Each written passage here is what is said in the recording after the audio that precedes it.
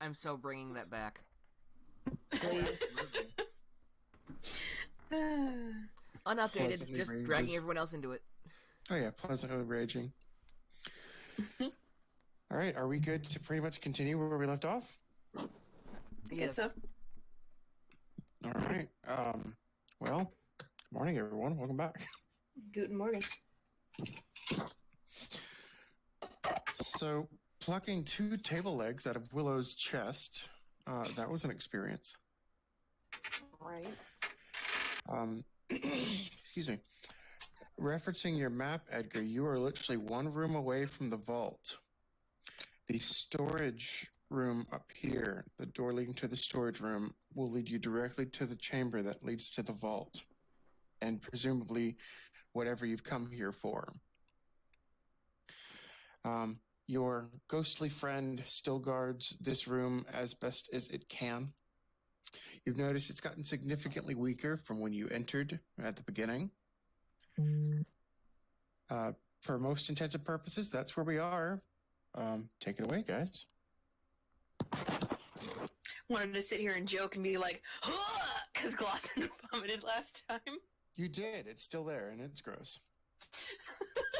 Just intense vomiting noises.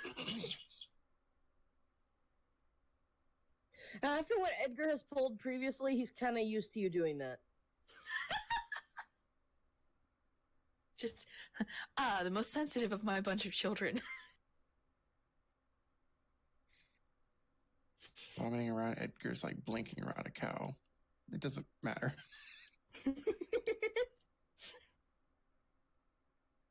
All right, so Edgar's going to just indicate which room the vault is in, which is up here. Yep, everybody dings at the same time.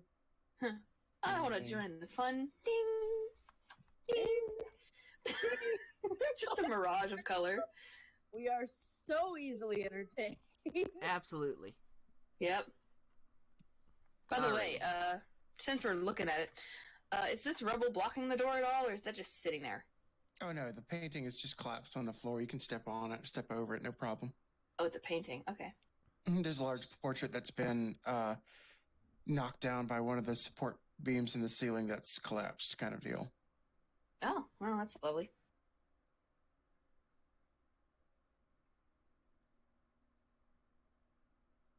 All right, so Edgar's going to just point that out. I think even last time we were in this room, we already inspected pretty much everything. Yes. Yep, so shall we move on, and shall we take care of this gentleman here? Absolutely. Yep. Mm-hmm. So whose turn is it to take him out? Everyone looks at Edgar. Right, scissors, shoot! What? Sorry, I just went rock, paper, scissors. A bad joke fell flat. Oh, I didn't hear it. Ah, Oh, damn. You telling me that I yelled rock, paper, scissors, shoot into my Discord? It was garbled or something. I don't know. All I heard was shoot. Freaking Thanos ate it. To be honest, all I heard was shoot, too. God damn it! Edgar pulls out a gun. No, where's your condom?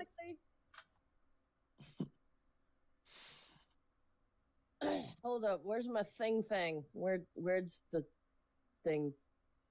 Never mind, I remember how much a longsword's worth.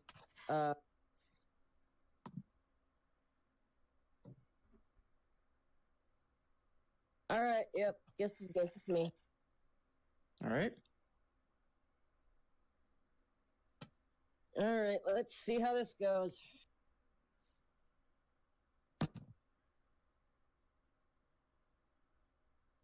Not terrible, but I think with modifier that should work. Alrighty, what's your score? I'm trying to remember to hit. Yeah. Okay, yeah, that. So, 14. Oh, absolutely. And my pen is dead. Wonderful. Oh, Edgar killing things even outside of a game. Edgar kills things constantly.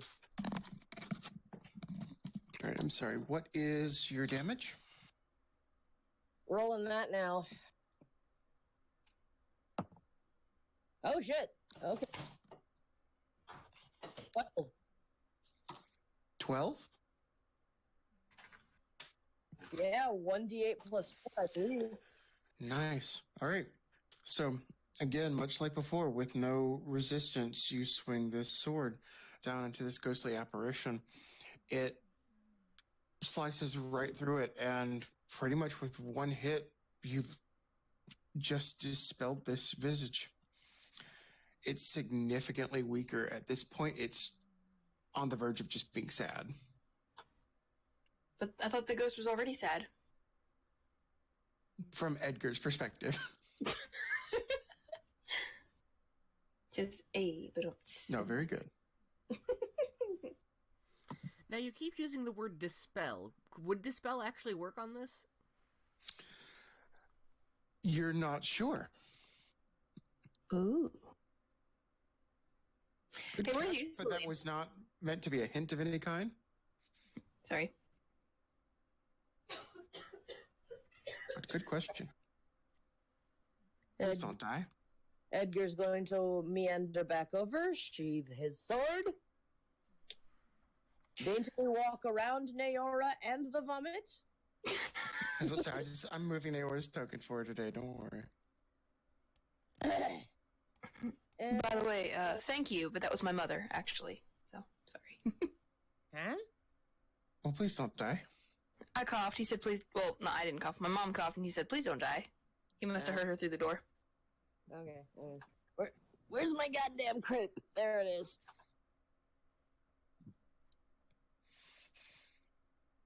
All right, trying your next door, you enter into a long storage room. Several options of doors. On your map, it's labeled as a storage room. However, there are a few desks and it looks like working shelves. Like this was kind of set up like an impromptu office as well. There's several boxes and storage chests scattered about. Most of them seem to be opened or empty. There is a single skeleton reclined kind of in a wall, as well as another segment of the broken crystal on the wall. Hmm. Right, Edgar will step through and make room for everybody else and consult the map to figure out where everything is. Okay. Do-do-do. Immediately behind you, there is a door that will lead to a small bedroom that will lead back out to the room you were previously in. All right, give me a sec, because the text tool's being a bitch again.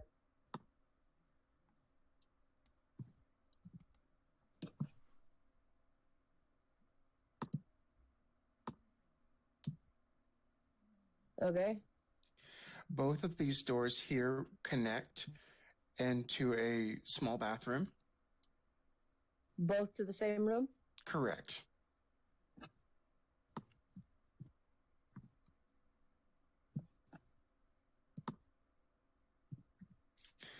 This door up here will lead to the forge.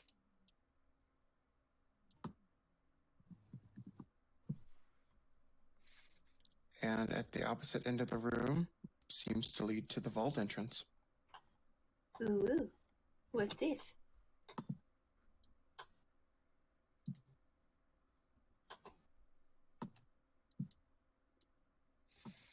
I imagine you take a moment and dutifully examine the map and, acknowledge this, write this down, mark it in your head kind of deal. Only until after everyone enters in the threshold do the runes relight up and your ghost of the dwarf appears at the vault door. Again, having a hard time seeming to coalesce into existence. Like it's getting harder and harder for them to exist. or remanifest, maybe. Hmm. Hey, Edgar, do you read aloud what rooms are what? Yeah. Excuse me. I have a mild curiosity. I want to open up the forge door.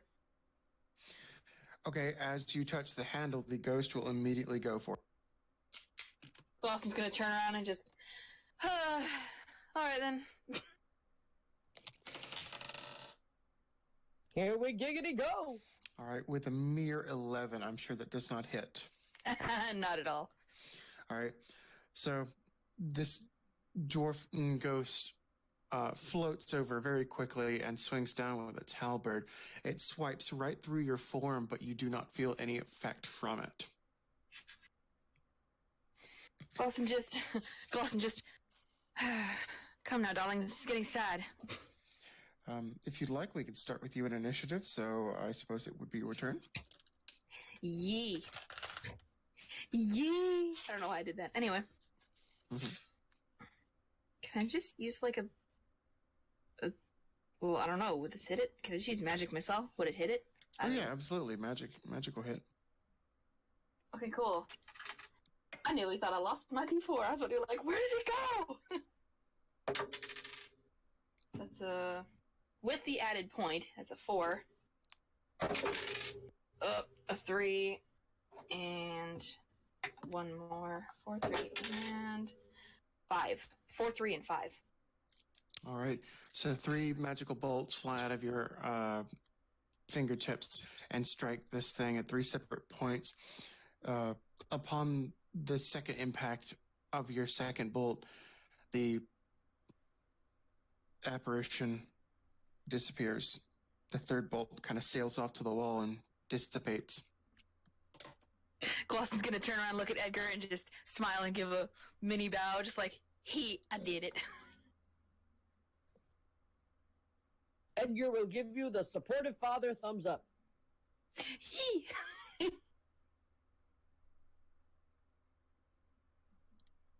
You know that awkward thumbs up and grin that your dad gives you when you've just like done something good when you're a kid? Yes. Aw, cute. Forge! 1 second. Sorry, I figured I'd look out one room before we hit what I assume is the end. Through the door at the forge. If I can get on the right layer, thank you. Never. There we go. There's a pretty open chamber indoor forgery. It's very cramped and very shoddily set up. Again, it looks just completely rushed. Like everything was just kind of put in what small space they had. There's a few tool racks, weapon racks, a long since cold forge, several old and or probably what once were new weapons, just lying about. Everything needed for an operation of a forge in minuscule scale. And a couple of doors from Edgar's map. Edgar would know these doors would just kind of connect into like a back hallway. Neat. You do see some remnants of skeletons. Cool. What are this? There is a weapon rack up on the wall. There are a handful of javelins that seem to be very ornately made that dustily hang from the weapon rack. Cool. What are this? There is a dwarven skeleton on the floor that has a large warhammer that's cracked into 3 distinct pieces that is lying half in it. Like it might have been broken over it and has kind of sunk into the body as all the actual organic matters decayed away. Okay. What's over here? There's a couple of anvils with broken bits of handles and hilts for swords and looks like handheld weapons that are probably either being used or possibly broken. thinking. I do have a backpack, which I never really mentioned before because I never had a reason to. May I grab those pieces of hammer and stick them in my backpack? Yeah, absolutely. Wicked. I'm going to do that because we have someone who could repair that. Are you talking about the broken warhammer on the floor?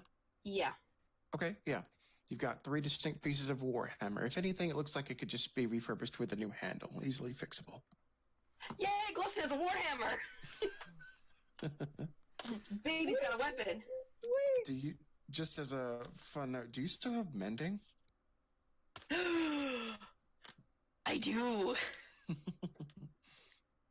How could I forget that I do? I do. The excitement is real. Yee! May I use mending on the hammer? You can try if you'd like, absolutely. It takes a couple of casts since it's 2 distinct breaks, but you do manage to put together what once was very decent warhammer. It's very simplistic, strong wooden handle, simple stone head. It's not overly ornate. It's very worn and dusty. It's been sitting here for many years, but it is a warhammer.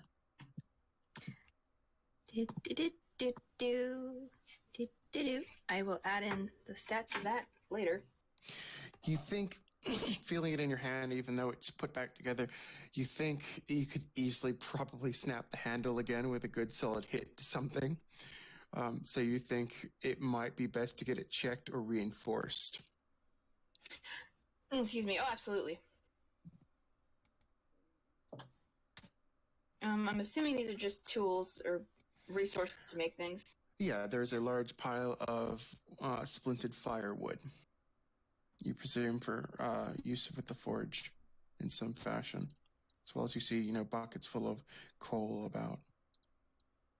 Let me get rid of that. And I'm assuming those are tools. Yes, there's several racks and shelves of tools in here as well. Excuse me. Cool. And that's coal in the corner, right? Correct. Funny question, is Willow's head still smoking? Is that still a thing? Oh yeah, always. Glosson's gonna crack a little joke. He's gonna hold onto a piece of coal. Could take a little stroll, hold on a piece of coal. All right, you pick a piece of coal. It pleasantly begins to stain your hand black. He sits there, and he holds onto it. He's gonna look. He's gonna take a peek at the javelins. He's gonna look them over, but he's not gonna pick one up, even though I could. Actually, you know what? Yeah, I am. Can I grab one of those? Yeah, you managed to pull a javelin out of one of the holsters. Okay, he plucks it up, and he starts to walk backwards from where he came because he remembered the thing about the ghosty dude. Mm-hmm. Hey, good luck! I got a hammer! He kind of shows it to him.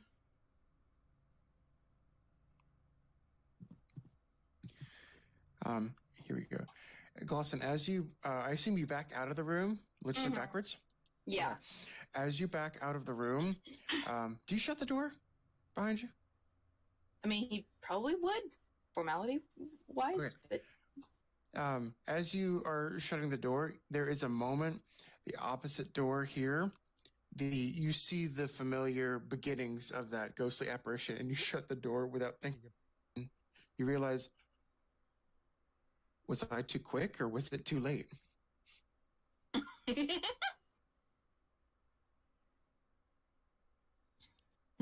When Glosson strolls over to Willow, he pulls out the piece of coal and he says, "This joke is terrible, but you look like you need a snack." And he points to the smoke. And...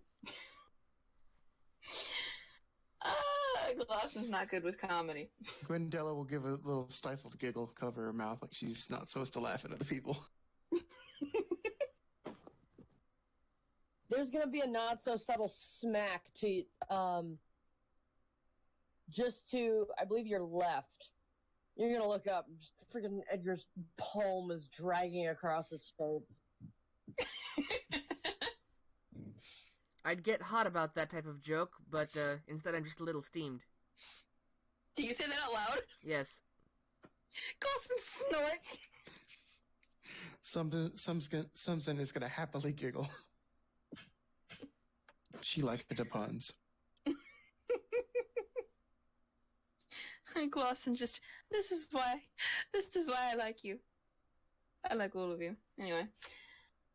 He's gonna take that javelin he found. And he's gonna, well, actually, there's broken glass. Excuse me, Edgar.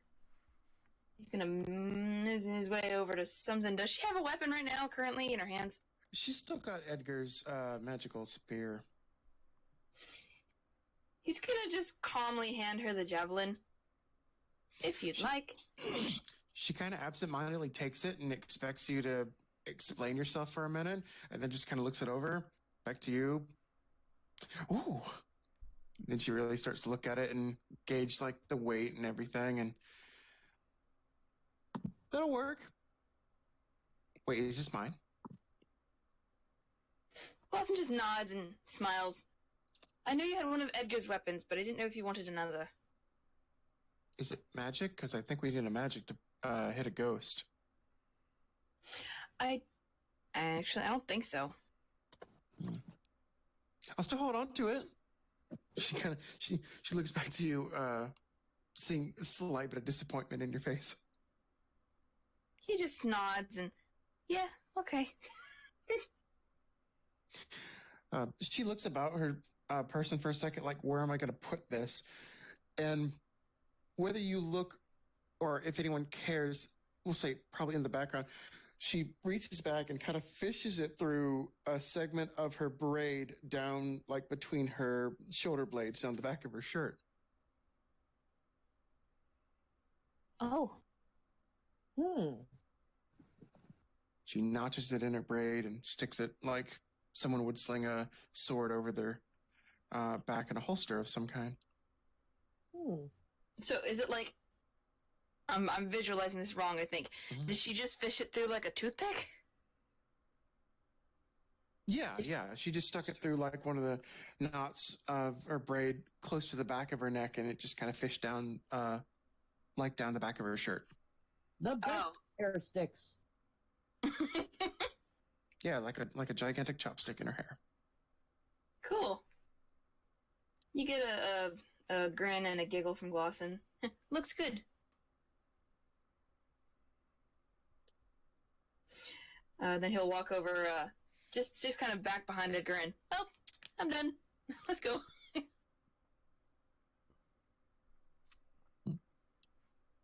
Just realized Glosson probably looks like a puppy that just brought you a stick.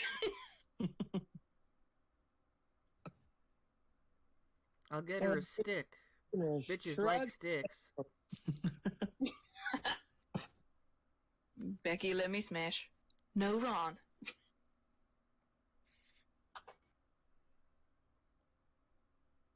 By the way, where's Euceline? You've kind of realized that as hard as it is to ignore this presence, it easily kind of slips into the background, as it's kind of just been hovering behind Euceline the whole time, but hasn't really said anything. I'm sorry, it's been hovering behind who? It's been on the wall over here behind Euceline. Unless it's in constant motion, it kind of just looks like another crack in the wall like anything else.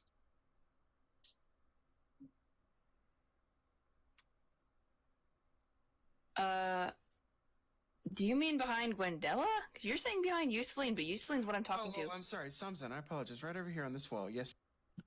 Okay. There's another mirrored being. Well, you think that might be a thing from the experience you've seen. Mm-hmm.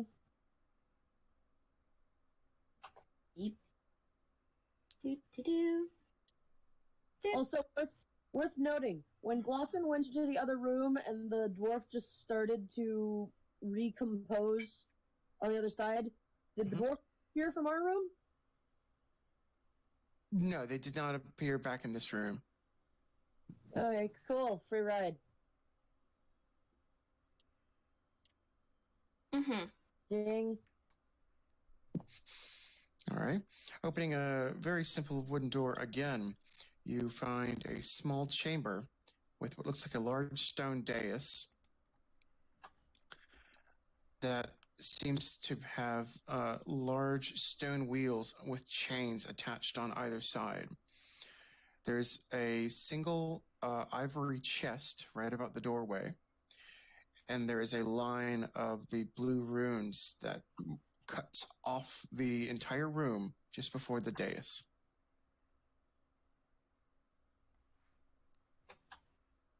Okay.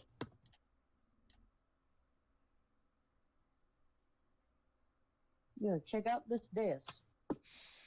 All right. As best as you can tell, it's very simplistic. There's no engravings or markings. It just seems like a gigantic stone slab that's slightly raised in the floor.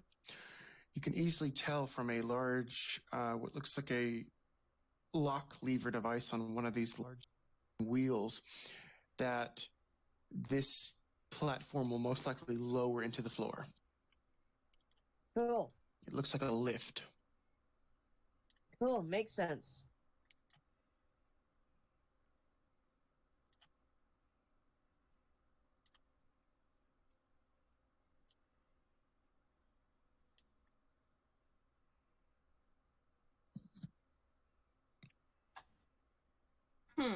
He has nothing else to add. Did a certain ghost appear at all?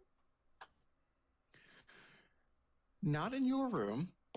Edgar, you notice the runes did briefly light up, stepping over the threshold, but you have not had any appearance of the dwarven ghost.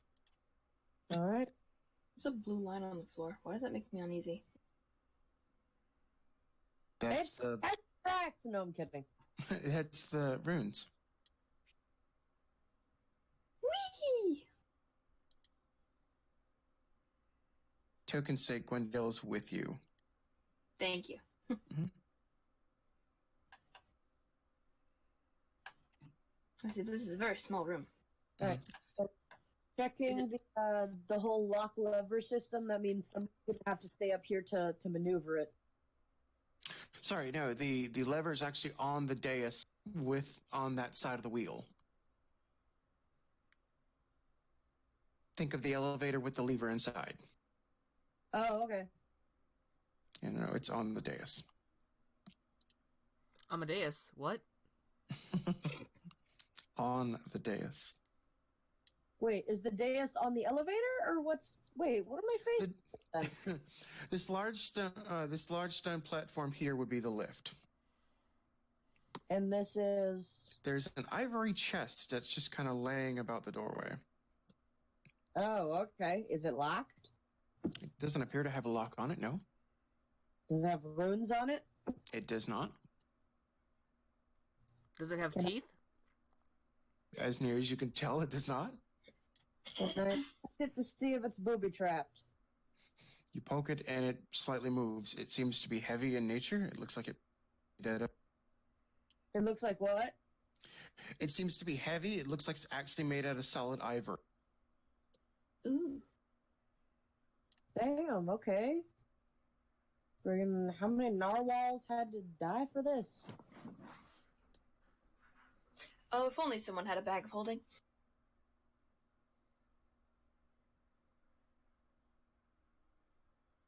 Don't we all have a bag of holding? Yeah, that's why I was silent. Wait, do we? Most folks here do, and if not, I know that Edgar literally has a bag that opens to a pocket dimension, so. I say, joke's on you, I have a cloak of elven kind. I don't have a... Oh, I think I do. Give me a sec. Let me check my inventory. I was just gonna figure Edgar would kind of slowly open it up and just check what's inside to see if it's what we need now. Mm-hmm. Yeah, so you take a peek, open. There's nothing inside save for a small scrap of parchment. Ooh. Okay, let's see what it says. It literally looks like it's been ripped off of a larger piece and very hastily In a shaky hand, it writes IOU. What? What? Referencing back to the map, the only thing you might be able to put together is if this is the end, this could be like some sort of someone's attempt at like a deposit box. Well then. He's going to toss the scrap paper back, roll his eyes, pick up the whole chest, and just go, "Who wants it?" Dawson immediately raises his hand, standing next to you. Glosson turning into the forager. Edgar's gonna kind of look at you skeptically and ask where on earth you plan to put this thing. Meanwhile, he is. How big is this chest? We'll say it's a foot wide by about half a foot tall. So, little chest size. All right. Yep. So Edgar's just holding it and kind of looking at Glosson like, "And where do you plan to carry? Where do I plan to do what? Where do you plan to carry this? How do you plan to carry this?" How does he plan to carry? That's a good question. You're just gonna keep it under your arm for the whole time? Say, how heavy is it? Pure ivory, so it's got to be a few pounds. Hey DM, how heavy is it? I don't have exact measurement. It's a good little heft. Say a solid 10 pounds. Does that sound too heavy? I don't know the exact weight of ivory. I mean, 10 pounds is not that heavy.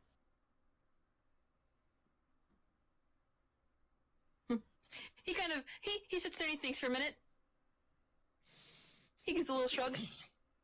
It would make for a nice addition to the bedroom. He kind of, he just, sheepish smile.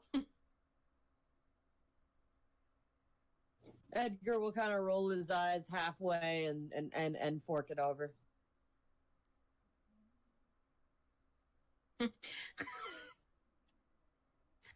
He'll happily take it and hold on to it, and he goes, or, if anything, I could sell it, get some money, and put it to something useful. Ding! Edgar flippantly waves his hand. That works. All right, so Glosson is now holding an ivory chest. Mm-hmm. Yay! I'm collecting crap, which I normally don't do. Alright, Edgar's going to mount up the lift and just ask who's coming along. I'm gonna step out of the doorway. As Gwendella dashes into the wall. Just making room. I assume everyone begins to file in and kind of join Edgar up on the stone lift. Yes. Sorry, I'm taking up all the room. It's all good. Nope. Beep. Beep. So everyone is on the platform. Suddenly, it's a trap! It's a trap! Do a barrel roll.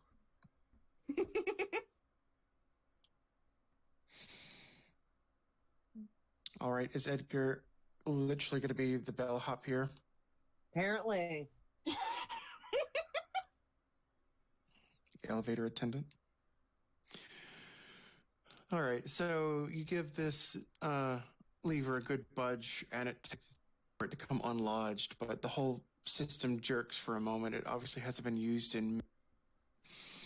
but slowly you hear stone grinding, and the sound of old rustic chains begin to turn and chime as this entire platform just slowly begins to descend in the floor. The floor of the previous room goes up out of your sight, and you were met with darkness for a moment. Only for about a mere 3 seconds before a streak of light breaches the bottom, and you are descending into a large open cavern. Ooh. There is light down here coming from a large cauldron amid a large statue. Is anything unveiled yet or no? Not yet. One sec. Oh, okay. I was wondering where we are. Beep. You see a gigantic cavern, naturally made, that is full of riches. Piles of gold and treasure chests, literally stereotype. There's a large statue of stone, perceivably, of some form of animal, holding a cauldron that glows a bright red flame. Above the cauldron floats the demonic symbol referenced for summoning the walls. Ooh. Amid the feet of this stone animal, there are a few steps that seem to be adorned with several particular looking treasures. Candles light the place everywhere. Beyond the large cauldron, the candles in here you will have to perceive to be magical.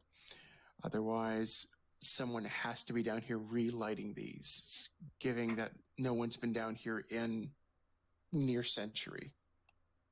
Oh. As far as the eye can see, as well as a large thorny black mass that hovers just about the foot of the statue. The platform slowly descends until it hits the floor and sinks into place. The whole system stops and the lever clicks back into place. You gauge this cavern to me maybe about 90 feet by, we'll say about 90 feet high by about 120 feet deep. Damn. Glosson sees all the gold and drops the ivory chest.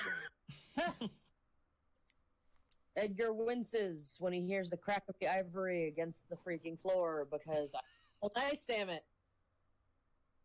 Oop, sorry. Beep. I'll just put you guys here for reference.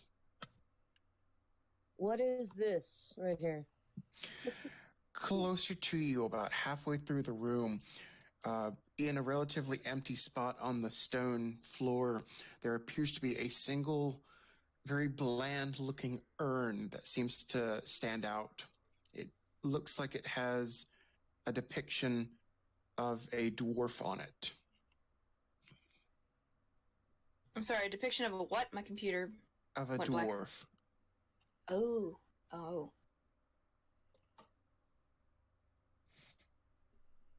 Here lies so-and-so. They died as they lived, rich as frick.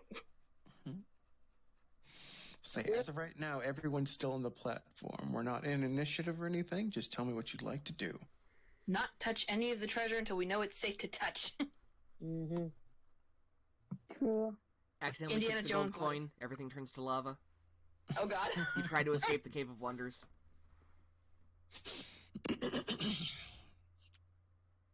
I'm just thinking Indiana Jones logic. I was thinking Aladdin. Edgar, just roll me a standard perception, if you will. You will most likely get this, no problem. Give me a sec. That's the wrong tab.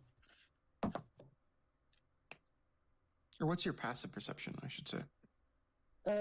Hit. Scroll down. Passive perception is 16. Oh yeah, no problem. As well as the demonic symbol, you recognize that the infernal cleansers that's hovering above this cauldron. You do notice the large statue seems to be carved of the same animalistic, that monkey bull hybrid that is engraved on the cleansers themselves. You think this is either a shrine or just straight up this entire statue was summoned. Dang it, Tom from accounting. I can't remember. Was it Tom from accounting, Bill from accounting, or Bob from accounting? It was a written group down effort. Tom. Tom from accounting? I have written down Tom from accounting. Awesome. That's all I need to know because I can remember it now because I can just tie it to like Tom Holland and Tom Hiddleston. It was a group project.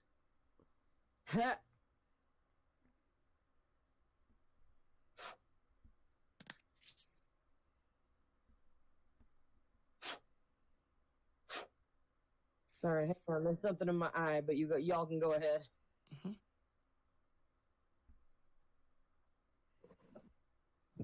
All right, so I recognize all the stuff from Tom from accounting. Mhm. This is that cluster fud of God knows what from the eighth dimension.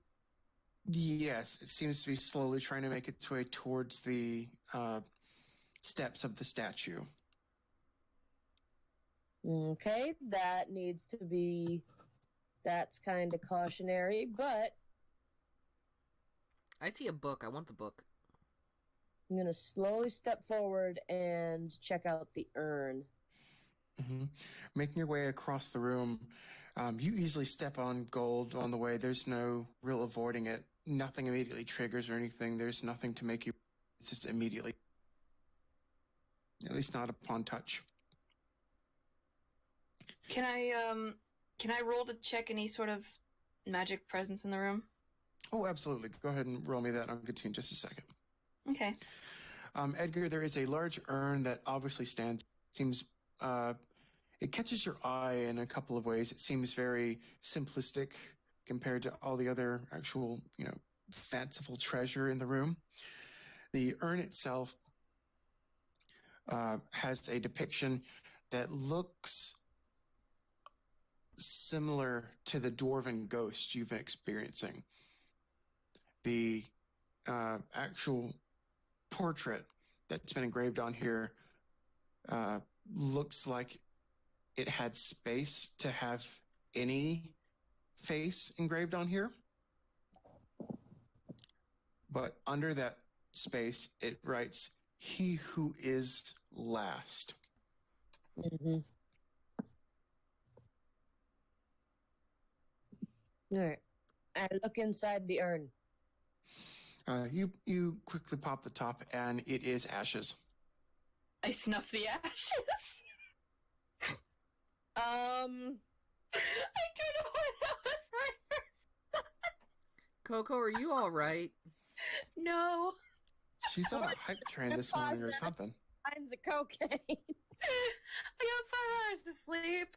I haven't even had any sort of energy drink or anything with caffeine. I don't know. Same. I went to bed at freaking 2 a.m.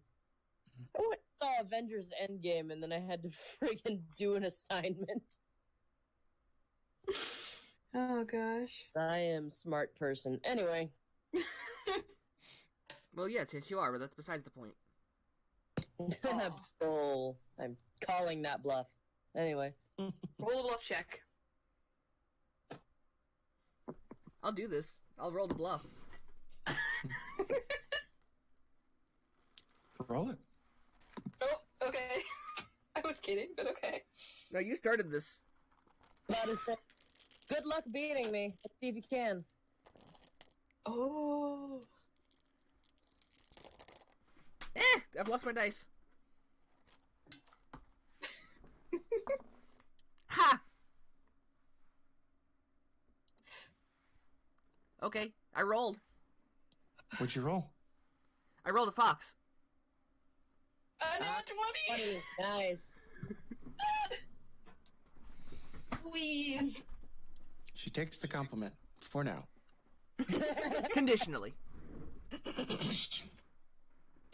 All right. Anyway, back to business. Yee. Alright, so I'm trying to figure out if I want to see if I can figure out how to. You said that normally you'd have to destroy the main item for the ghost to be freed.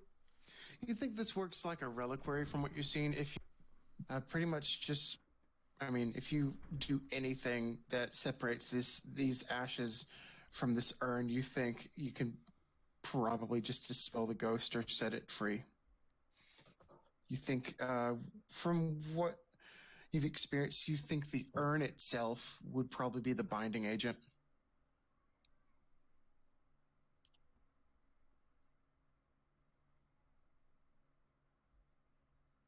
Alright.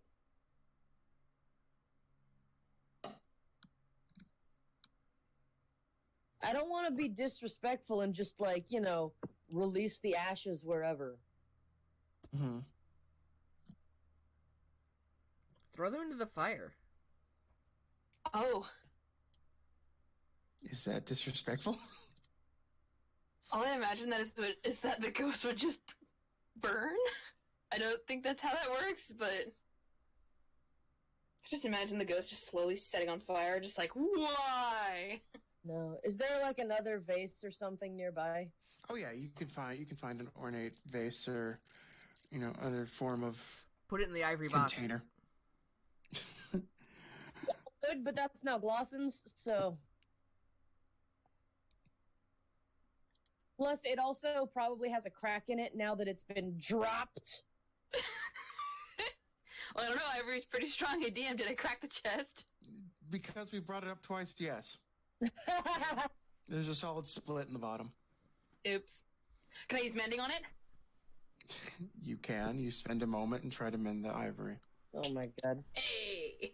I'm Glosson just... just gonna snatch a nearby vase and I'm going to tip the reliquary over and pour the ashes into the next one. Okay, they sift pretty easily into the new receptacle. Having poured them all out as best you can, almost like running hot water or cold water over a color changing item, the entire face of the old urn just kind of changes from this maroon dark color that's very blandish to just a straight white, and everything goes blank. The visage of the dwarf on it is no more. Cool.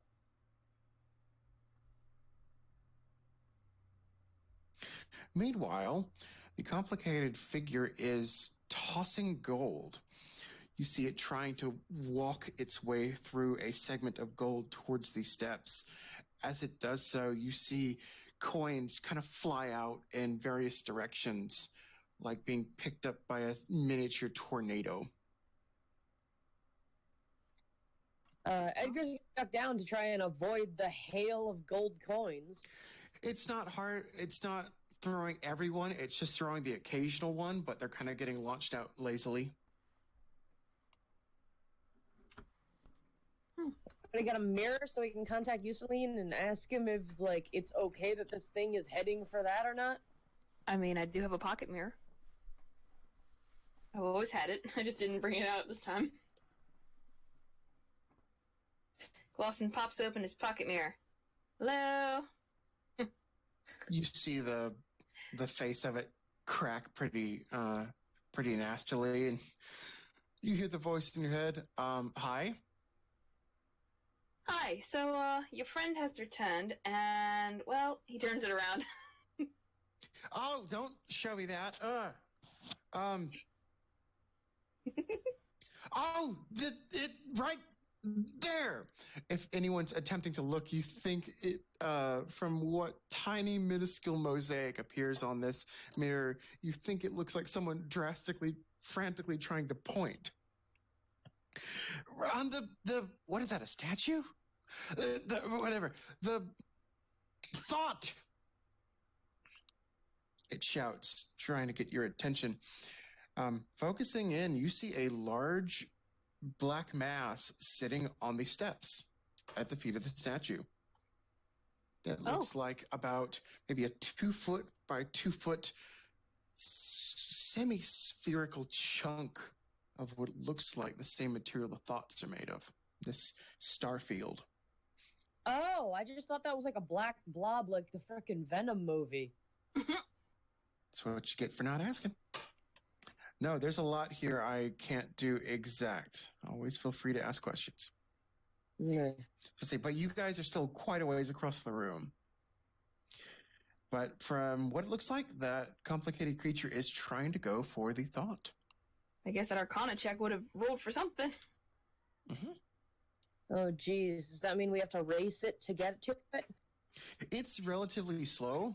It's not at breakneck speed. I mean, if you just kind of hustle, you can get to it, no problem. Do the hustle. Deet, deet, deet. Anyway. I would like to hustle over there and also raid everything that's on the altar. Oh boy. Okay, we'll get to that in just a second. I need order of operations. What are you trying to do? Well, hustle over there first. Okay, so you just bypass the creature and just go straight for the statue? Yes. Okay. Boy. So at a quick run, you make it over there, no problem. Immediately getting at the base of the statue, you see several things. There are two large steps. There are several items that look like they've been meticulously placed about these specific tiles on the base of the statue. In front of several of these, well, in front of all of them is a differently colored tile. On a few of them, there are what looks like obvious footprints. You see among them, there is a large chunk of bismuth that looks roughly like a carving of a face. There are footprints on the tile in front of that. There's a rock, there's a face. I think it's a metaphor. Yay, we did it twice. There is a helmet or a possible mask of some kind that looks very reflective, either out of a shiny metal or possibly that same reflective crystal from upstairs.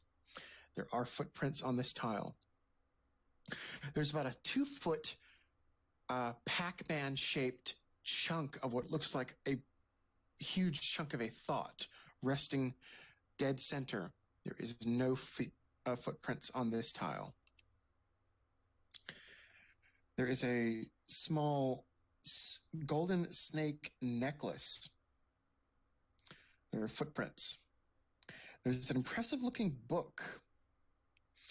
It has runes over it implying some form of magics. There are no footprints. There's a small porcelain lion figurine. No footprints. There is a sheath sword. Looks pretty simple, nothing overly fancy. No footprints. There is a golden ring with a single ruby. There are footprints. And there's a small potted fern. Small, maybe about smaller than like a drinking cup pot. It's weed! Small little fern, and there are footprints on the tile in front of that one. Well, So, I would like this- to try and mage hand some of these items. Before he does that, can I just roll to investigate why these items might be here? Okay, absolutely. Do you just want to roll for the items themselves? Or, I mean, Can I take? from as best as you can tell, they just look like they might have been favored over anything. Be a safe guess. All right, but can I figure out if it's tied to any sort of demonic ritual? Basically, I'm trying to. Okay. Nothing up here immediately strikes you. You can roll for further information. Nothing here connects with demonic ties, at least to your knowledge. I assume everybody else is kind of hustling to run after Willow or at least get closer to the statue. Mm-hmm. I'm gonna stand where Edgar is. I don't want to get too close to this thing if I can help it, at least not immediately. Okay.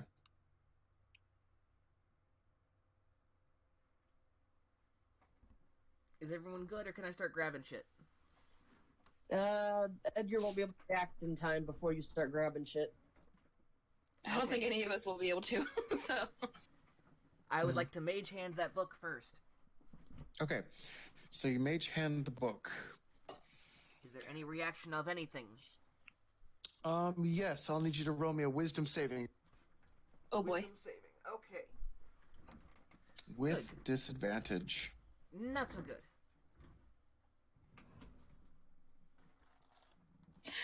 Why does Willow remind me of Frodo Baggins? Just... Willow, Are- you died like 3 times. Not bad. Not bad. So with disadvantage, I got a 13. Okay. All right, so you mage hand the book, and you feel a presence as soon as it's in your hands.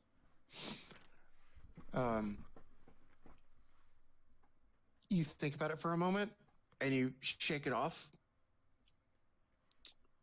It is a book that is written in Elvish. It very very confidently written on the inside of the cover reads The Book of Secrets. That sounds interesting, honestly. Mm-hmm. And guess who speaks Elvish? A couple people in your party. Including myself. He is part elf. I forgot. Anyway. Unless I lost that when I died. One of the several times I've died. No, you can speak Elvish. At least you would know it enough to read it. Do you try to proceed any further through the book? Initially? No, I'm just writing it down. Okay. I will ask more questions later. I'm just trying to loot as much as I can. Okay. Fair enough. As you consider that for a moment and you go to close the book, you hear an Elvish voice in your head that says, "We'll talk later." What? Nani? In my mind, I think, okay, will do.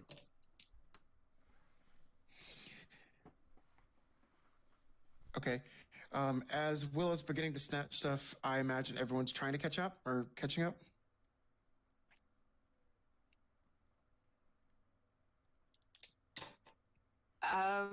So I imagine people were kind of running on the way. Am I wrong? Well, Glosson's a loyal dog, so he's gonna stay with Edgar. Well, I'm. Let's say, was Edgar on the way? I don't know. Is he?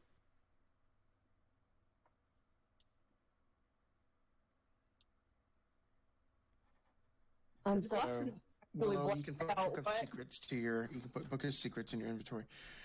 Edgar, are you trying to catch up to Willow? What happened to Willow? I blacked out after the wisdom saving throw. Willow got a Book of Secrets, and it seems to be able to talk to her. Ah, okay then. Is it bad that I forgot Willow was a chick for a minute? All right, yeah, I'll meander over to catch up to Willow. In that case, I think everybody's going. Okay, I think most everybody was here at the statue. I love how Yes. everyone kind of inherently trusts Edgar now. Really one of the most powerful people in this room. Well, I mean, we trusted Ardwin. Sumson's going to be the elephant of the room and kind of walk behind everybody and severely double taking between this figure that's still making its way towards the statue and kind of openly say, "Are we not going to do anything about that? Can we do anything about that?" Nope. Glosson, let's say Glosson looks to you, Celine. I don't want to look at it. You deal with it. I just look. We need the thought. If that thing takes it, if it can, I don't know what it's going to do. So I wouldn't advise it getting it. That's wise.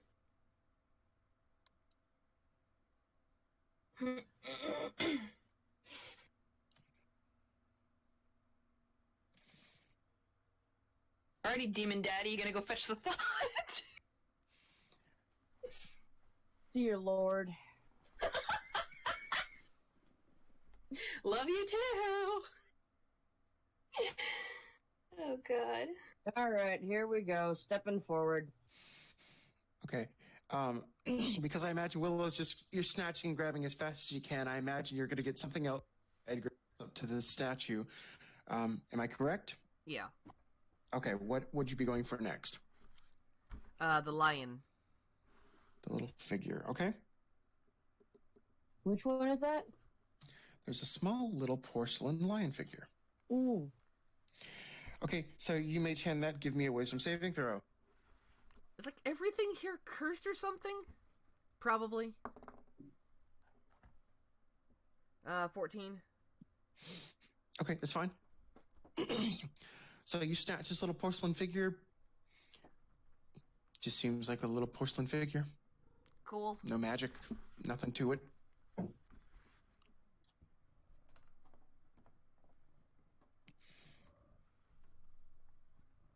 If you want to give something one more go, you can give something else one more go before I go for the thought.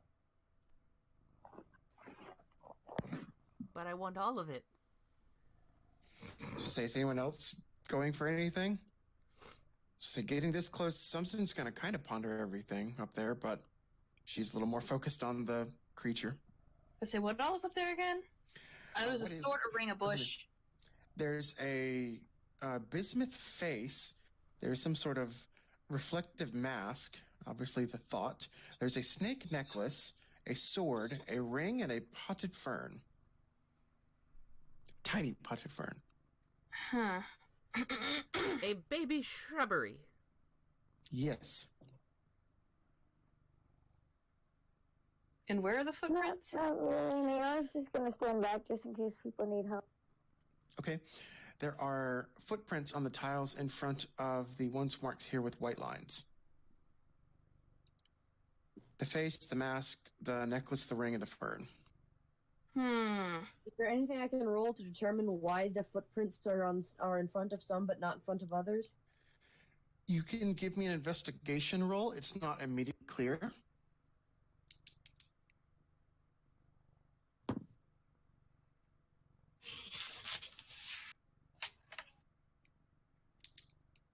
$17. Okay. It doesn't look like they're pressure plates or it's a trap of any kind. The tile is seamlessly in the stone. The footprints just look like someone has been standing here for a long enough periods of time or keep restanding in the same spots. From what it looks like these were just the more favored items that people kept returning here. And it's slowly kind of worn a spot into the tile. Oh, I thought it was a trap. If that's the case, I'd like to, last but not least, grab the snake necklace. All right.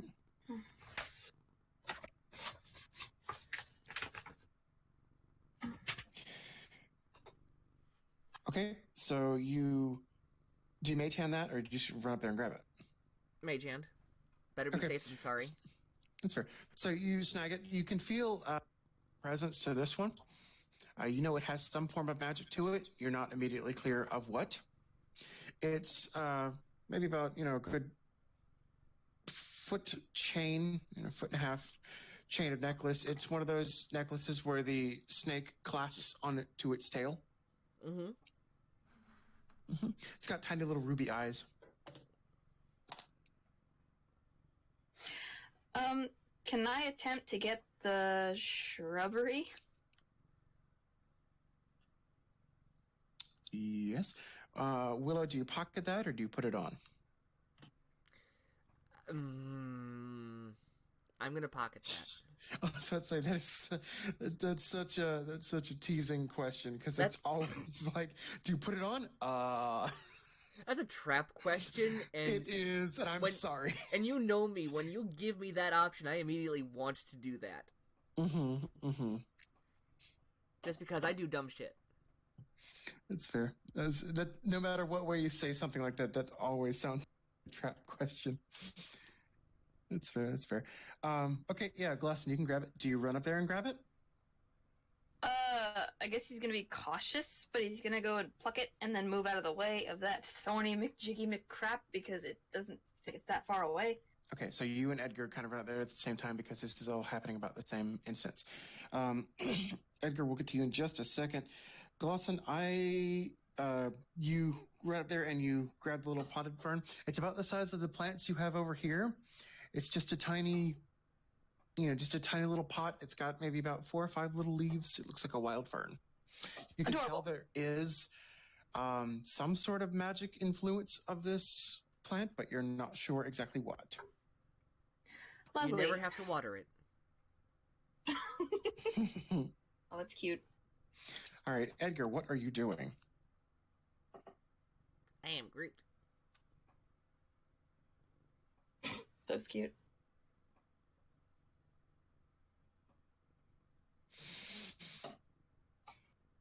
Demon Edgar? Daddy, Demon Daddy. Edgar, what are you trying to do? We're back to you, as this is all kind of happening at the same time. Oh god, sorry, I fell asleep. Oh, Lord. Oh no! Sorry. I legit can't remember what the last thing was that I remembered. It's all good. Willow snatched a few things. Glosson took the fern. You were heading up to the statue to, I guess, procure the thought from before this complicated creature, I suppose, gets to it or gets it. Yeah. This thought seems to be a 2 foot by 2 foot. It's about a 2 foot sphere with a large chunk cut out of it, kind of like a Pac-Man-esque. Getting up close to it, you do notice it's not a perfect cut like a slice of cheese or a slice of cake. It's more hollowed out. And you can see inside of it. Inside of the thought looks to be about 5 to 6 missing chunks out of the middle. Like 5 or 6 pieces are missing. Sounds like a geode. That's a good explanation. It's an incomplete thought. Very good. Edgar, I presume you have tried to experiment, or if you at least you can remember the thoughts that you will have worked with previously at the council in the atrium. Mm-hmm. Okay. Without even rolling anything, it comes to you for a moment, and you believe the small thought you got from the dungeon bubble, referenced as the seed, looks to be about the same size and shape to fit in one of these holes.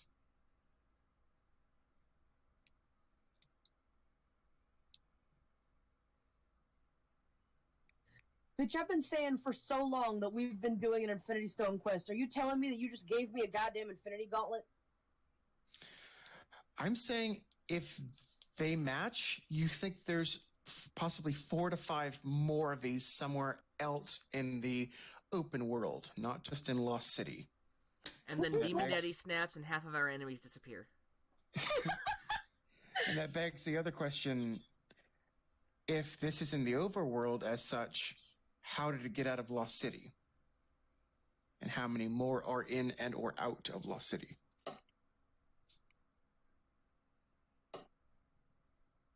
Okay, that's gonna be interesting to explain later. Alright, I'm gonna just... Edgar's gonna kind of mentally file all of that away for now. Mm-hmm. Otherwise, he's going to take out what looks like the small silk satchel again. Mm-hmm. To the delight of most folks that are watching, it looks like one of those little silk satchels that you'd put, say, a necklace in to give to your lover or some that. Except that much as it is that size, all he has to do is lengthen the opening, and suddenly it is about the size of a classic burlap sack. Mm-hmm. Ah. So I am going to basically scoop this thing up in the bag without actually touching it. Okay. There is a moment where your hand kind of has to run over it to urge it into the bag, and you can feel just this immense coldness from it through the bag. Makes sense. Mm-hmm. As you do so, there is a noise like, a mixture of noises that sounds like broken glass, constant breaking of glass. And if someone could play the oboe, but at its highest pitch. So Squidward. Nice. And it is coming from the complicated creature. It's angry. It is no longer proceeding. It is kind of standing in place, and it seems to be even more unstable than normal. Be like Steve Irwin. It's a complicated creature. It's the most dangerous creature in the world. You need to go poke it with a stick. I'm so curious. I'm so curious. I want to do a thing, but at the same time, I shouldn't. Oh. Someone throw a coin into it. Someone throw Euceline at it. Yeah, throw It's like Euceline fun- at it. It's like Do it. fun- Do it. It's such We a got other complicated- mirrors. Oh, God. I was debating throwing the thought at it. Oh. Oh. Do it. Do it. You're not sure if that's a good idea, considering Euceline said to get near it. But you can. I'm not going to deny you anything. Don't do it. Don't do it. The thought is too valuable at this point. Willow just. Their thought is giving us way, way, way more information than the previous ones. It's too valuable to lose right now. Mm-hmm. Are You we can allowed check to- in. Go ahead. Sorry, I was gonna ask if we're allowed to still go after stuff, but go ahead. Yeah, the creature does not seem to be trying to attack you. It's just kind of existing. You can do whatever you'd like. Absolutely. Okay, I'm gonna let you guys finish your thought, but then I want to go for the mask after.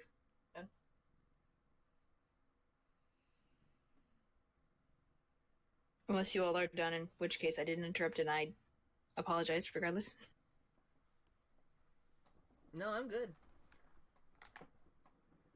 All right. So, as everyone kind of debates on what the best call to do of this creature would be, there's a moment where it seems to stabilize a little bit. It's still, all in and out of reality. So, stabilize is not the best word, but it calms down. Mm. And one of the thorns outstretches more so than the others and seems to touch a point in midair and recoils very quickly. From that pinpoint, there is almost a line that draws through reality to the floor and split open from the bottom into a triangle that exists a large illuminated starfield beyond, of which this figure begins to slowly make its way through like an opening of a portal. So it's like when Bill Cipher opened up everything. Yeah, that's a good way. Can I jump in? Willow!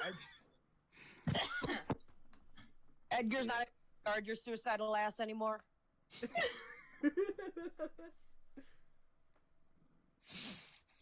Do you really want to try it? Yes. Oh, okay. So this thing is trying to walk through this portal. I will need you. Oh Lord, you're gonna have to kind of run through this thing. So, Watch a man die tonight. okay. We need information.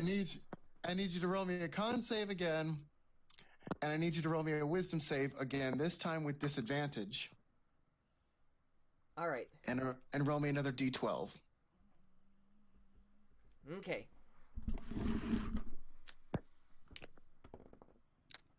Holy crap, Bola.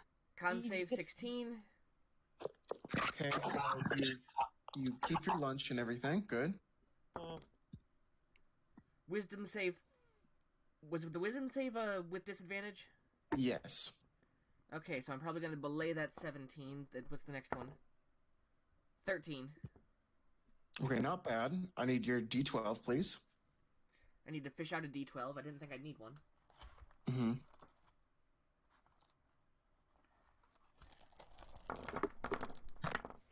Elves outside of attacks. Not normally. I'm not used to it.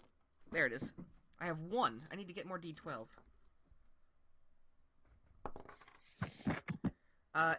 2. 1, 2. Okay. All right. So, how do you do this? Do you just kind of run like you're going to run through a doorway, or do you dive? What's your approach? First, I want to look to see if anyone is actually paying attention to me. They're staring at you like, go ahead. Good. I just book it. Okay. So,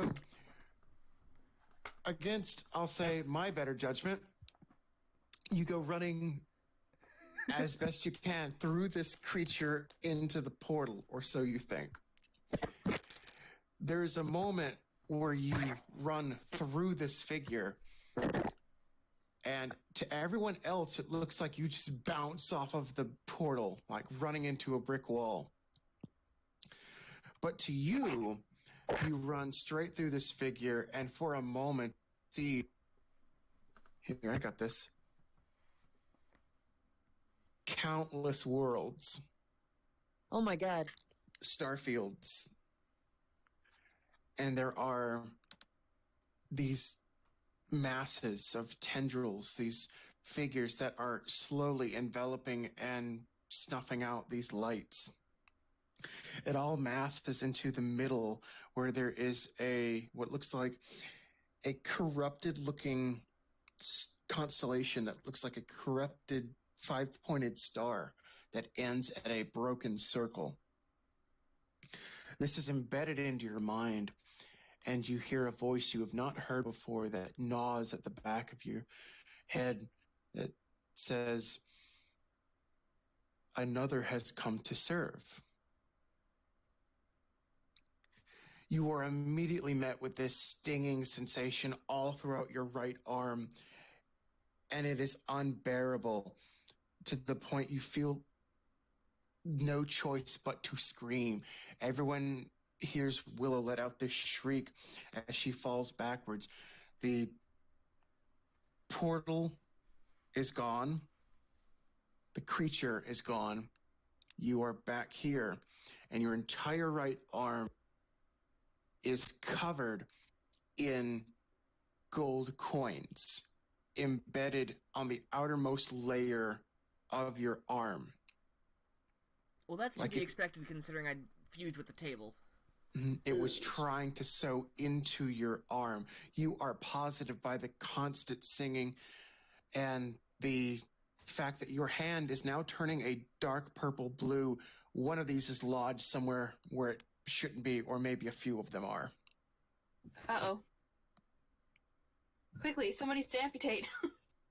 Edgar's gonna roll his eyes as he takes out the freaking kit because he had this planned.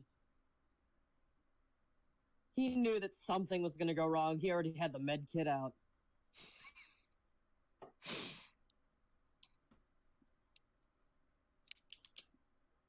So it's just impromptu surgery with you two? Not really impromptu surgery, more like Edgar kind of walks up, looks over what's going on. Sorry, I just got an email. I gotta check something. I just imagine Edgar just like looks over. Oh yeah, now you're screwed.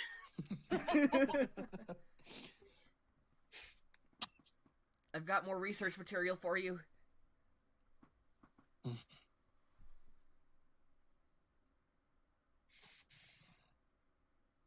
Yeah, no, your entire arm, your left arm, sorry, your right arm is starting to turn this sickish blue.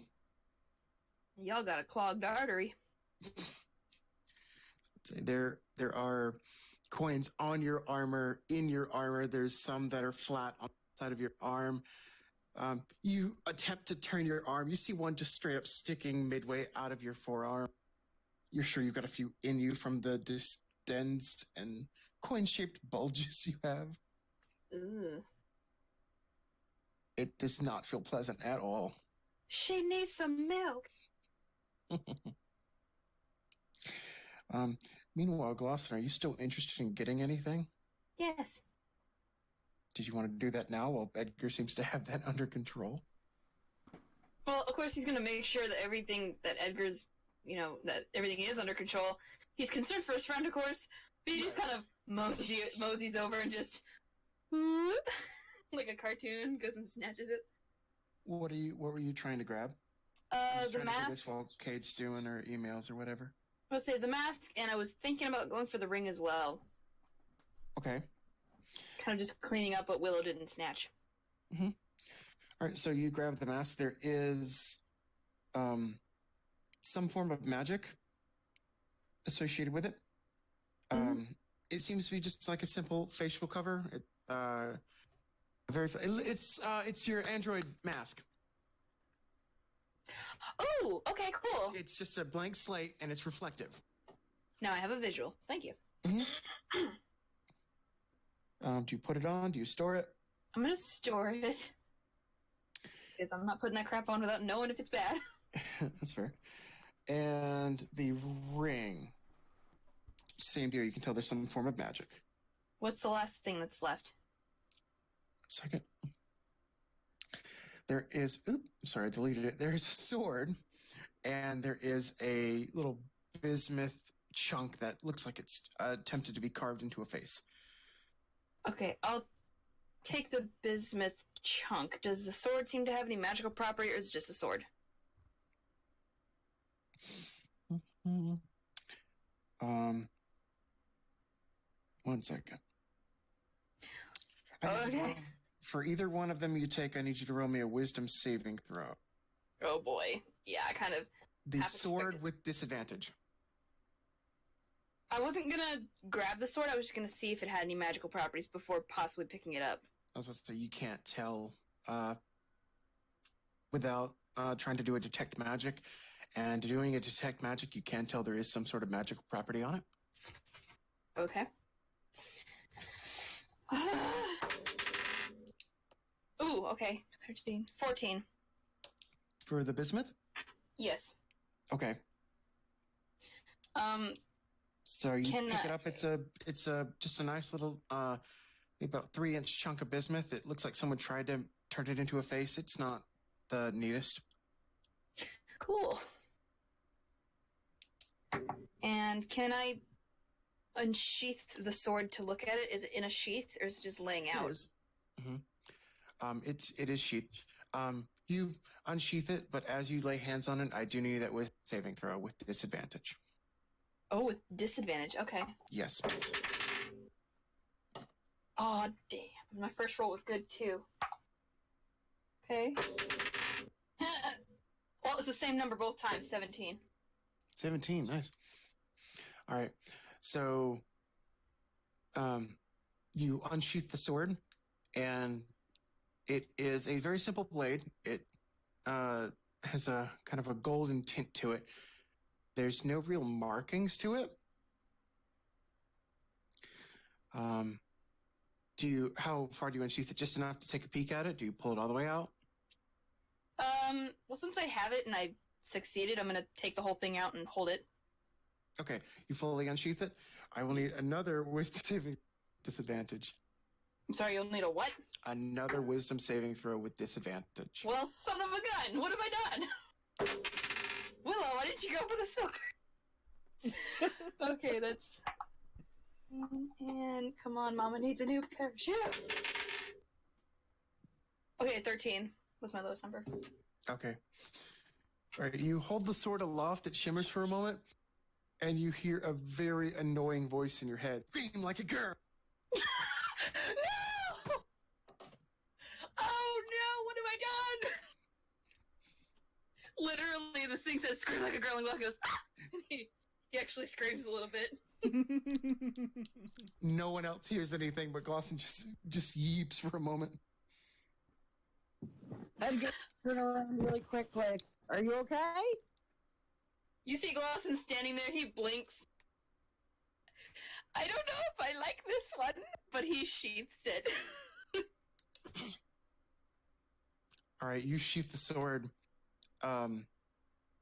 You're just holding on to it with one hand. Do you try to tuck it in a belt or something? Yeah. Okay, so you tuck it in a belt, and you kind of turn around to everyone else, but you notice the sword hand. You know what? Glosson turns back around to address everybody or continue whatever's going on. And Glosson, you notice the sword's back in your right hand. Oh no! Oh no, it's a sassy sword. Glosson, you think you found a sentient sword. He looks at it and... Oh, bugger.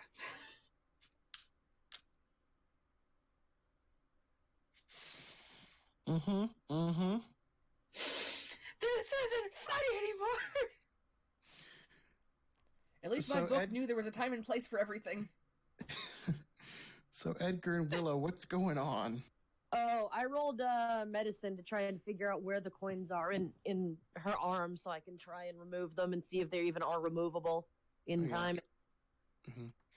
Um, yeah, they're pretty obvious from the bulges. You think if you're quick to, stop the bleeding, you can remove them without, completely doing too much damage. You just have to be quick about it. It'll be a little tedious, but you can get it done. Or if you have, I don't know, magic restoration, that could also work. Yeah, I have some tools that can be summoned. What was it? Well, hang on, because which one? Where's the freaking healing ointment? Because that healing thing, I don't think that actually uses one of my slots. It's all good.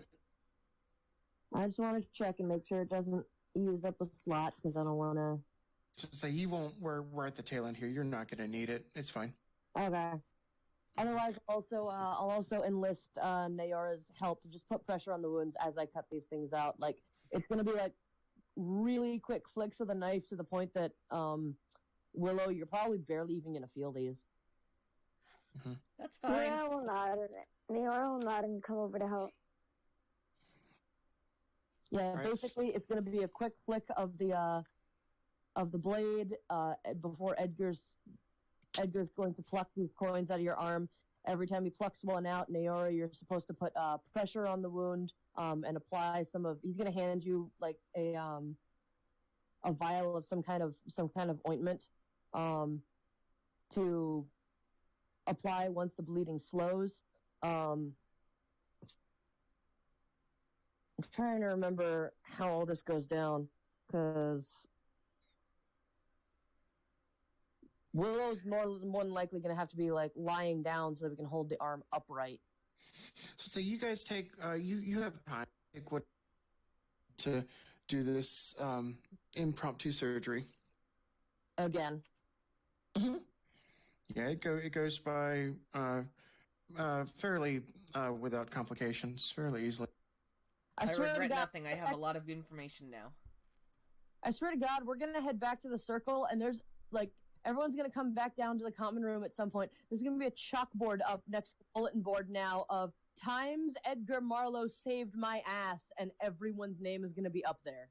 If you want to, there will be a board installed up in the office's floor, a chalkboard with that. Love it. Days since accident, 0.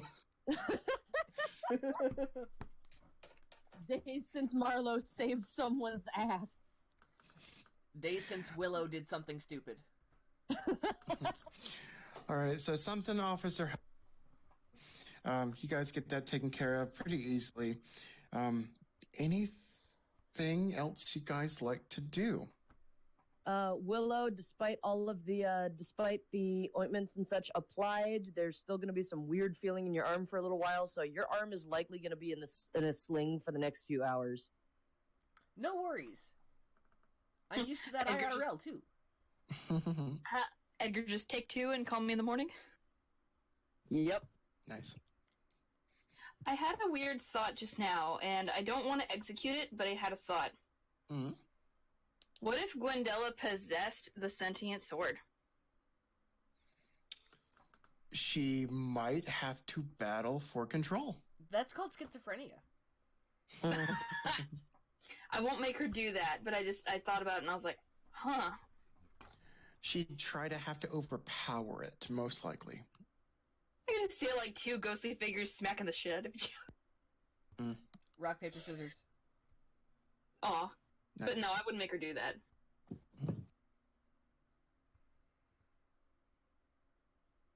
Are you telling me the sword sounds like your version of Bill Cipher? Because I'm going to scream. Sure, let's go with that. Anyway. What have I done? It doesn't seem to be too much of a dick, but you feel like the seems to I feel like what? You don't feel like it's too threatening right now, but it's probably going to be a pain in the ass. It sheaths itself, being at least temporarily done. Oh boy.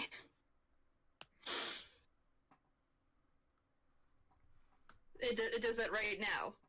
Yeah, almost like in a blink of an eye, it's not in your hand. It's in the sheath. Okay. Glosson sees it, goes back into the sheath, and he just... Oh, hell.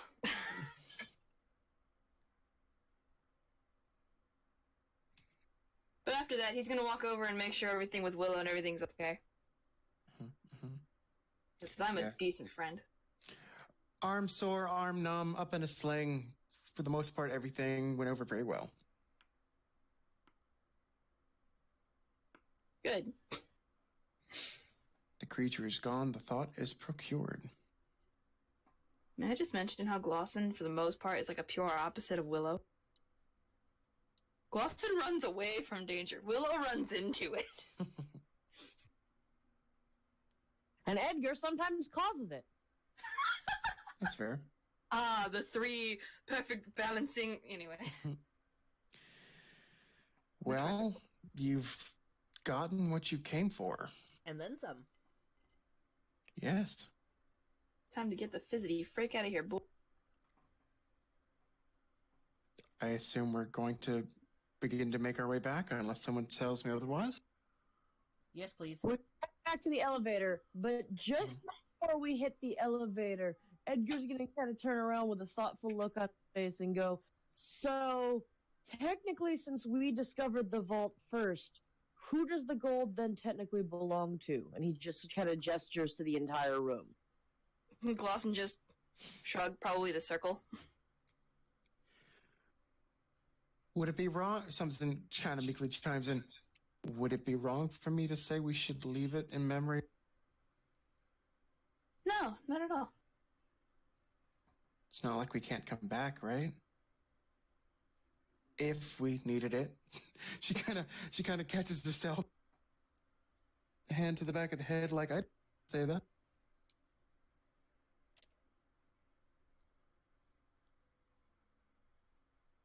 Ed, what Edgar's going to bring up too is basically what would happen if, say, like other folks came in and just kind of freaking raided the place, because we just don't know what's going to go on here. Other than the fact that most folks are probably going to get ground up by all the demonic things that are still active around here. Well, we could set some sort of trap or a force field or something necessary. Well, that's what Edgar's asking: is are we claiming this or are we leaving it? Definitely claiming. Also, is it wise for us to leave the active summoning circle? Edgar just kind of looks up. It's like, yeah, I can put in a good word with the guy. If we leave the walls on, maybe that'll be the security system. That'll like work. it Let's do was that. supposed to? Mm-hmm.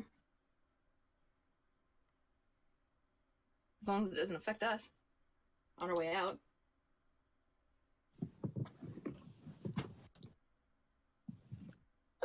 You know what? We're at the tail end here, so Edgar's gonna do something stupid. Boy. Edgar's just gonna kind of shrug and go, whatever. And he's gonna do something a little weird. He's gonna take off his right hand, he's gonna take off his right glove, bite his finger so you actually see a little bit of blood come down. He's then gonna bend over and draw another, what appears to be another demonic circle on the floor of the elevator. Nice. It's going to take a moment, but once he draws in the sigil, it's going to glow slightly, and then it almost seems to etch its way into the stone. Mm-hmm. He then puts on his glove, his fingers all healed up again, and he goes, there we go, that'll do it. It does not look at all like the demonic circles that are everywhere else. Mm-hmm. Authorized personnel only? Bingo. Cool. All right, so everyone joins back to the lift, and with very ease, begin to make your way out. You enter back up to that second floor. You wind your way back towards the entrance. The runes on the doorways do not light up. They are inactive. There is no sign of the ghost. The place is quiet. You make your way back up to the first level. Very easily, Edgar guides you back towards the entrance without running into any of the cleansers. Thank God. Tom. And you make your way back up to the camp. It's now daylight. The rain has stopped. Everyone is waiting for you, your return back, and you are met with Watkins and Gerhardt and several of the sentinels that are still set up in that base camp. They are happy to see you're all alive. It better. Glosson just carrying this ivory chest under his arm. Right? So I assume they absolutely begin to just question your ear off and ask you everything that happened. I assume you sit down for... Probably, yeah. Okay, Take a breather. certainly. How does the disclosure of the thought and the creature go over? They seem to be most interested in that. Everyone just looks at Edgar. Watkins will specifically look at Edgar. Edgar will give a very specific rundown of what we found out. Specifically, the appearance of the complicated creature, what it appeared to be doing, what its goal appeared to be, the properties involved with it, including what happened to Willow, as well as what we noticed with the piece of thought that we found. Okay. You do disclose you do have it in... Yes. Okay. They are overjoyed and express that they're glad you're safe, and they are thankful that it is now in safer hands. They graciously thank you. Gerhardt will hand over a coin purse, presumably to Edgar, unless anyone else takes it, as your payment for complying to help, as per they've requested. Edgar will nod and simply tuck it into his front shirt pocket. Okay, so you take that, and they will easily sign off of your missive papers. They are very grateful for your help. They express they don't want to delay you from getting home or getting to anything else, but they will certainly tell you, make sure you understand that they will be in touch with anything in the future related to these creatures or the thoughts. Do not make physical contact with these creatures, otherwise it'll try to fuse you to whatever's nearby. They kind of look to you for a moment like, of course, like who would be stupid to do that? But they don't say it, but they have that look like, yeah, gotcha. Ed's gonna give them a look of like, no, they're actually like that. Like you're not very far off from the point with that thought. Well, they thank you for all the information. Gerhardt's been, manuscripting everything you've been saying. Watkins has been labeling, pointing out different books and references, adding to their research, all the while of the discussion. Watkins can't seem to thank you enough for your help. And pretty much just tells you that he does look forward to having your aid in future research. Edgar will nod and explain that for certain aspects it may be better to reach out to him directly rather than through the circle, just in case. He understands. He says it will be, of course, on a base-to-base term, but he understands that that's probably the preferred method. Mm-hmm. Unless you guys have anything else to discuss, gentlemen, you're free to go. They have the carriages pulled back up and are free to take you back home. Yay, let's go. I've got a sword I need to ask magic users about. AKA a sword that needs to be tied shut and thrown in a lake. Right. All right. Okay, so much like on your way here, you load back up into the carriages, and with their divine travel, within a few minutes, you are back home. Now, I need about 10 to 20 more minutes for my epilogue here, if you don't mind. Fine. Sure. What kind of angst are you going to throw at us here? You pull up in the carriages, and you can tell by the sounds of city wild near Barodskwi, you were back in Stillwater. You had a big cut in the middle there where you just went dead silent. Sorry. From the outside sounds of the carriages, you can tell you're no longer wild near Barodskwi, you were back in Stillwater. You open the carriage doors and you are right back out front in front of your courtyard in front of the tower. It's not even midday. As you open the doors, taking off from what must have been in front of you, the courtyard, is a less than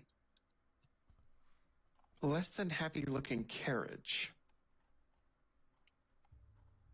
Just turn something on a little bit later. There is a rundown carriage that has just taken off from in front of you guys, bolts around the corner, and out of sight. Oh. Mm-hmm. You guys are dropped off, and the sentinels will wait for you to get anything or everything you need. They will give you a respective nod, and they will depart.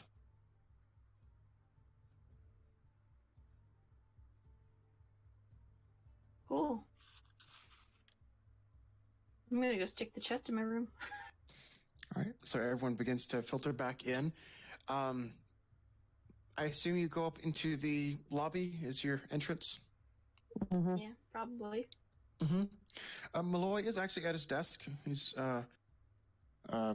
you presume, filling out some paperwork as per normal. He actively looks a little bit surprised to see you guys. Waves and notices you're back. Well, I see some of you are in one piece. Some of us. Barely, Edgar will gesture towards Willow. Yeah, some of us almost had additional pieces come back too. Interesting. I take it Sentinels ordeal.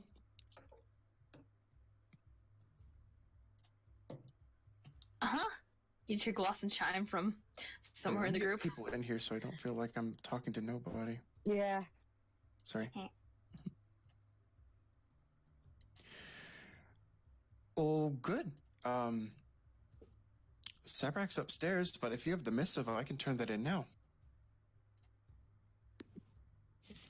So Stonewall's here, but I'm going to put his token away. Beep. Hi, Stony. Whee!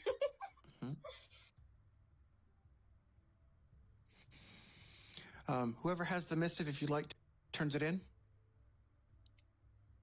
I think Naora had the previous one. I don't know if she also took this one. I actually think Edgar has it. I think Edgar has the missive and the payment, which he's going to hand over to. He's going to hand over the missive, and as for the money, he's not even going to divide it up. He's just going to straight up hand it off to whoever's closest. Should he? Sorry. Probably either Naora or Gloston who's standing closest to him. That's fine. Malloy will kind of chime up, seeing you pull a pouch out of your pocket. Is that extra from them?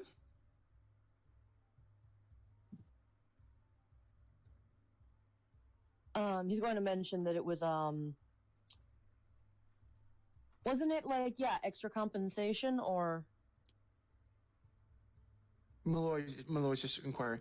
He says, I suppose so, because we pay for the missive. He taps the total that was promised upon completing this quest. Seems like the Sentinels are very generous. Either that or they didn't want us causing an uproar over Willow's injury. I think I have a different theory, but I don't want to share that in front of Malloy. Ooh. What if they were trying to? What if that was hush money to make sure that we didn't oust our third party? That's a strong theory. Oh, it's a good point. Edgar still off the money because he didn't even need hush money because it's in his best interest to keep his mouth shut about this. Right. 'Cause he's- So I guess I kind of have the quote-unquote hush money, or does Glosson have it? Let's see. If Glosson has it, he's gonna give it back. If Edgar's gonna hand it over. Edgar's literally just handing it off to whoever's going to take it. He's just holding it in the middle of the group, waiting for someone to take it out of his hand. Okay, well then Naoa will take it and kind of distribute it to the rest of the party. Okay. Then amongst yourselves, you guys can divvy out, have you like 800 gold pieces. That's more than I had before. I was about to say, you were promised a payment of 800 for completing the Sentinels just straight up gave you 800 more. That means I have 900 gold pieces on me right now. Holy crap. Nice. I literally had Glosson's sheet, like the original sheet, have 30 gold pieces. So this is like, what? Malloy will begin to file off the paperwork for you. He takes a moment, kind of busying himself, to remind you that the payment, as promised, will go into your party collective. Do not forget, in future endeavors, if you would care to transport your carriages or the Midnight Star anywhere across a long distance, you can teleport them for a fee. That's what this party collective is also for. Cool. He thanks you and kind of leaves you guys to do as is. Sumson will go up to Edgar real quick and offer the spear back. Edgar will thank her for returning it. He will take it, and then after a moment, it will simply dissipate in his hand. She'll take a moment to bow and graciously thank you, and says, I don't get to go on a lot of quests, but this is interesting. She says with a kind of a very intrigued smile. Edgar will kind of give that a little bit of that mischievous trademark grin of his and go, oh, I try to make things interesting. And you succeed. She's very happy. She happily thanks and kind of says her brief goodbyes to everyone as she kind of goes off to her own time. Bye, giant woman. She's awesome. All right, so she disappears. Edgar, you know it's in your best interest to take the thought where it needs to go. Yep. Sabrak's not here at the moment, but you do know that you are allowed to go to the atrium and put the thought where it needs to go. I'm about to say, why do I need him? I have a key. Mm-hmm. So, I presume you head off to do that. Yes, something I want to mention though first, because I don't think I made it clear. I handed off the bag to Nayara, right? The gold, yeah. Yeah. That was 800 divided by how many people? Technically, there's Willow, Naora, yourself if you care, Glosson, Sumson, and Stonewall. So that's 6 people. Okay. Oh, it's 800 divided. Oh, okay. I got confused. Sorry. Yeah, that's actually 5. Edgar's not going to take any of it. Okay. So you guys are dividing 800 amongst yourselves. Edgar's not taking from the portion. Sumson's, to make it simpler, guys, Sumson Sumson's what? getting a cut. Sumson is not going to take the share to make it easier on you guys. Oh, okay. Well, in Okay. that case, that's 160 a person. 160 a person. It's I just 160 per person. What? That's 800 divided by 4, right? Yeah. Oh, 4. I did by 5. Sorry, hold on. You know, everyone gets 200 more gold to their inventory. Yay! Okay, now that makes more sense. Mhm. I was like 800 a person. Hot dog. Okay. So, as people begin to disband. Edgar, you will go through dormant, and we'll get to you in just a moment. Mhm. A few other things happen.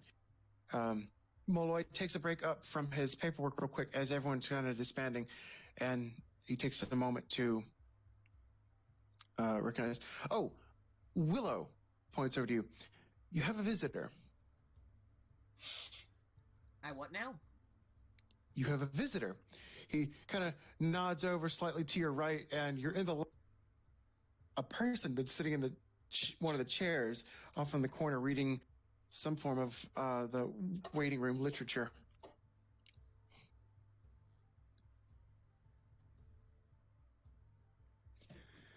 There is a man in very simple yellow robes. He has a dragon pendant.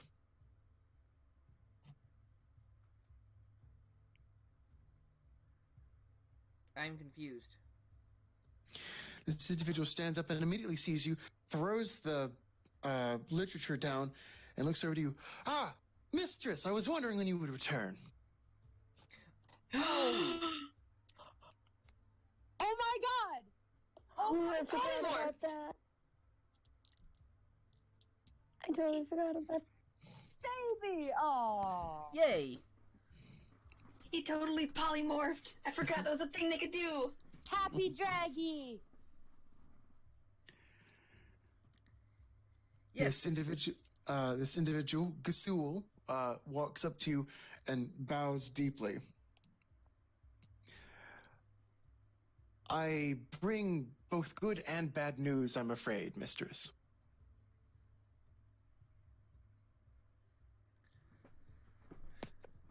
Well, I'm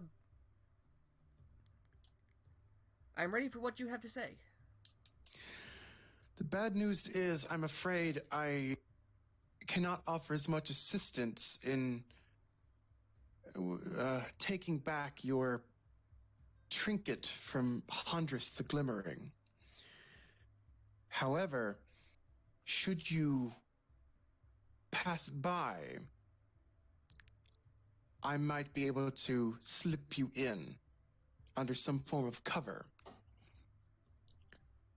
But to steal from a dragon is no easy task. Freaking.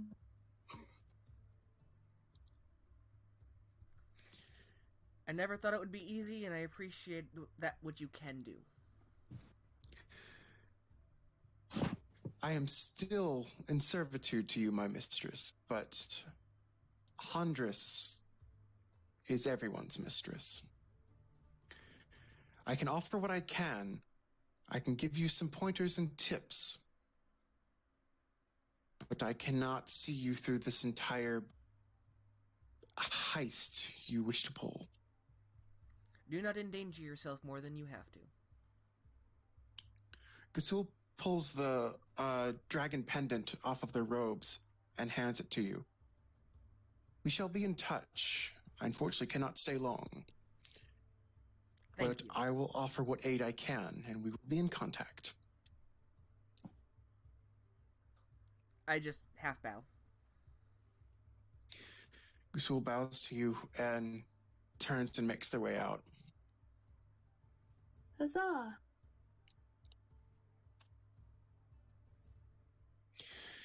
A few seconds later, appearing in the teleportation circle is your manager, Sebrak. Awesome. Takes a moment, looks around. Oh, people. Oh, good. You're here. So I take it you're done with the Sentinels?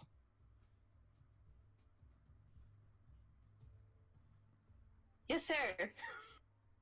Okay, good. Because you now have one of your quests. He's got a large clipboard. He's flipping through pages. One of your quests has just been pushed up quite drastically. It will be your next mission at pretty much a mandatory level at this point. If you recall, he flips through a couple of pages.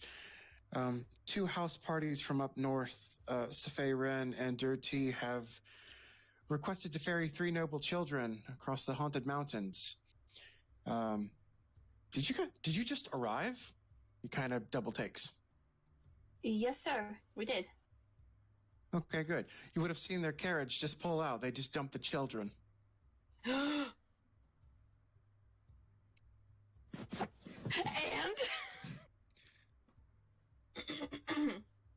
Sorry, Gloston didn't respond with that much enthusiasm. Unless you have any other plans, it would be most beneficial to head out first thing in the morning. The children are currently up in the common room. You will need to watch them for the night, of course.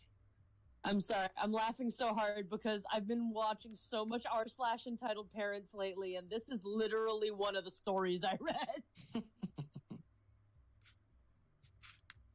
Are we allowed to go meet them, considering, well, the job?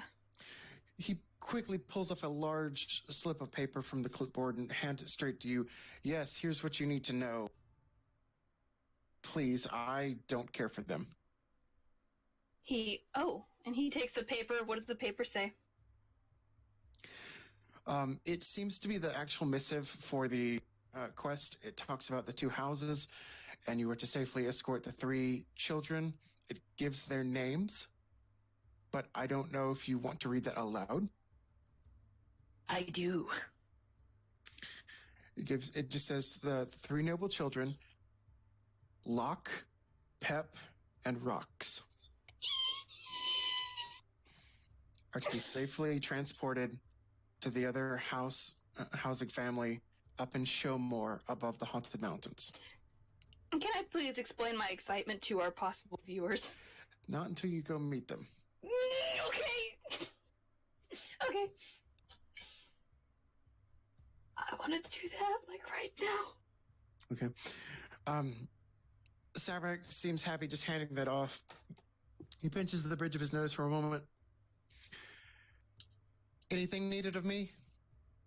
He kind of looks to everyone. You can tell he's probably busy with something else as well. Edgar will pipe up. A few developments have been made over this count. I was hoping to speak to someone higher up just for a quick rundown of the events that took place. If you're busy, I can find someone else. I'm busy at the moment, but I shall be in my office this afternoon.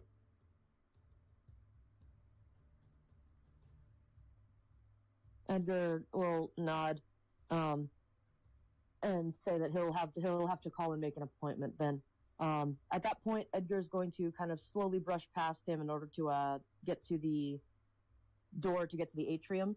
Yeah, that's behind Malloy's desk at the back. Yeah, you head through, no problem, and I'll get to you in just a moment. You're our closer. Well, just before he does, he's going to kind of just barely whisper to Sabrak, "We have another one." He nods, and you see a single check marked off somewhere amongst his mini paper. Hell yeah! Got that squared away. Okay, we'll get to you in just a moment, Edgar. You're going to be our closer today. Okay, sweet. All right, everybody else. As I imagine Glosson either runs up the stairs, forgetting there's a teleportation circle. Uh-huh. You get about 3 flights up and you realize this is a big mistake. Yep, that sounds about right. Mm-hmm. Alrighty. You rush up into the common room and you see... Oh boy. One second. I'm screaming with delight! I forgot I had a couple of tokens up here. I didn't put Sabrak's token up or anything. You immediately see Garricus standing at the side of the room, also pinching the bridge of his eyes. Coffee, Uncle! He looks very tired. There is otherworldly, excited squealing coming from a giant who is on her back, rolling on the floor in excitement. Oh, gosh. There is a tiny black object that is briefly tossed up and down like a father playing with a child.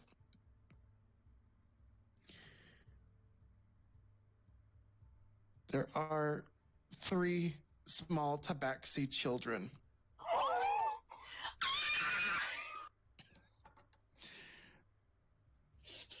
There are 3 little black and white tabaxi children, all wearing just the most minimalist of clothing.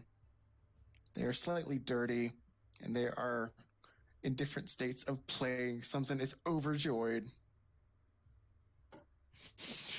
Garricus just looks, seeing you guys come in. Good, your job. And he just walks past Glosson.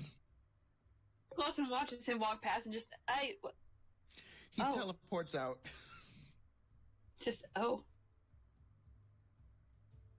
They're cute, but something tells me they're little demons. Oh, they are. In real life, too. Respectively, they are Rox, Locke, and Pep. They have little collars on. Immediately from your initial observance, Rox is happily sitting on the carpet to themselves, not really interested in much of anything, about to fall asleep. Locke is the one being thrown up and down, kind of not liking it, but seems to be making some form of cat-like, possibly excited noises. And Pep is sitting on a chair, just observing this with just the utmost curiosity. Glosson sees everything and he nearly squeals himself. Babies! Alrighty. We will leave more interaction with them for next time. No! Gwendella will utmost drop her sword and run over and attempt to play with the cats. Oh, but of course. Alright, so we'll get back to that next time. Edgar. Mm-hmm. You head through Dorman, you head to the atrium, as you've done many a time before, and you go through one of the particular portals around the exterior of the atrium that you know leads to where the thoughts are kept.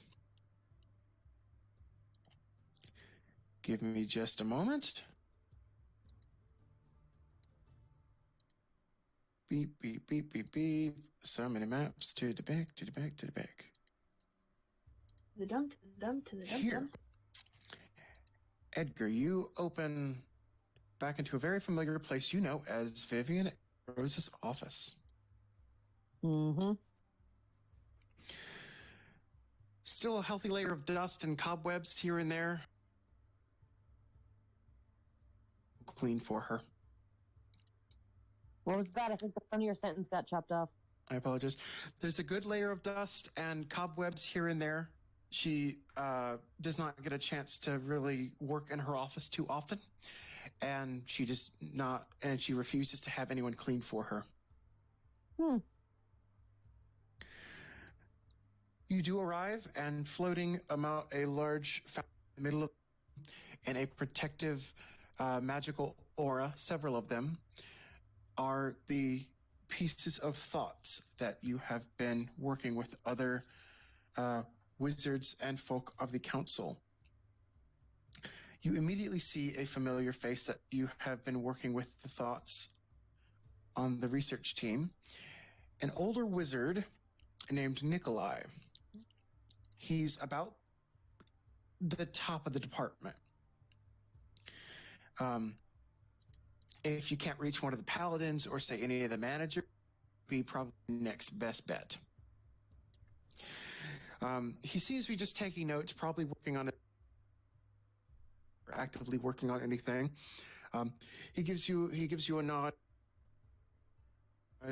but he doesn't seem too fazed by it at the same time.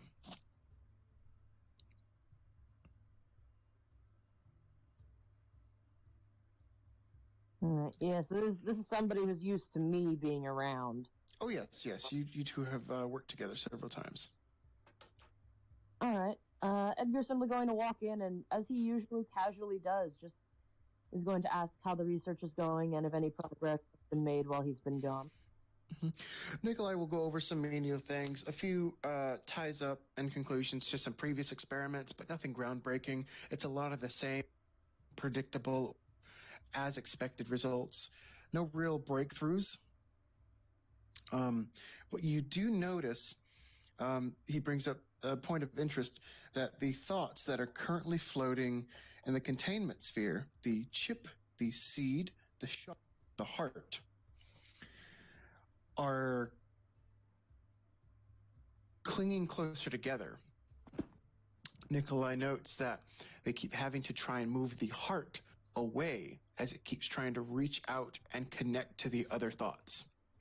So far, it hasn't proved to be anything troublesome or worrying, but they're not sure if letting them stay together for prolonged periods is wise right now. Edgar's going to nod, and after a moment of contemplation, going to turn to Nikolai.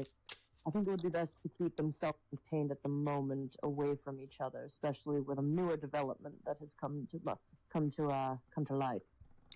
He wholeheartedly agrees, and he runs his hands along some colorful stones that line each of the thoughts kind of get bubbled themselves in the containment sphere. Perfect. He's going to turn to Nikolai and explain that he wants to show him something new that has been discovered. Hopefully, we could pull up like a desk or an observation table where I can put this. Mm-hmm. Yeah, there's easily a desk, we'll say, behind you in this large open. He seems eager to see what you bring, because he always seems to be whatever you bring to the table. He's like, I love it when Edgar works with people. No one's ever used to working with or trusting a demon, and he always pleasantly surprises everyone. Mm-hmm. So Edgar's going to turn around. From seemingly nowhere, he's going to summon this satchel again. Once again, it's only about the size of a coin purse. It's about to not be. He's going to set it down, make sure that his gloves are well on and in place. He's going to turn to Nikolai and just say, you might want to step back a bit because... He folds his hands behind his back in a very eager fashion and quickly takes a step back. He's got a big smile on his face. Yep. Edgar's going to, once again, upturn the... He's going to stretch and widen and open the satchel, and he's going to very slowly remove the new piece of thought that we have recovered, but he's going to orient it specifically so that Nikolai can see the slots in it. Mm-hmm, mm-hmm. You instantly do so, and he's not taken aback, but he is awestruck for a good moment. Of course, without touching anything, he eagerly begins to circle around the desk and take it. His hand going a million miles a minute, adding more notes to his portfolio he has. I assume you'll take a moment or two and you kind of in the adventure you had just gone over. Yep. That's taken place, and you both agree the best thing would probably be to just add it to the containment sphere.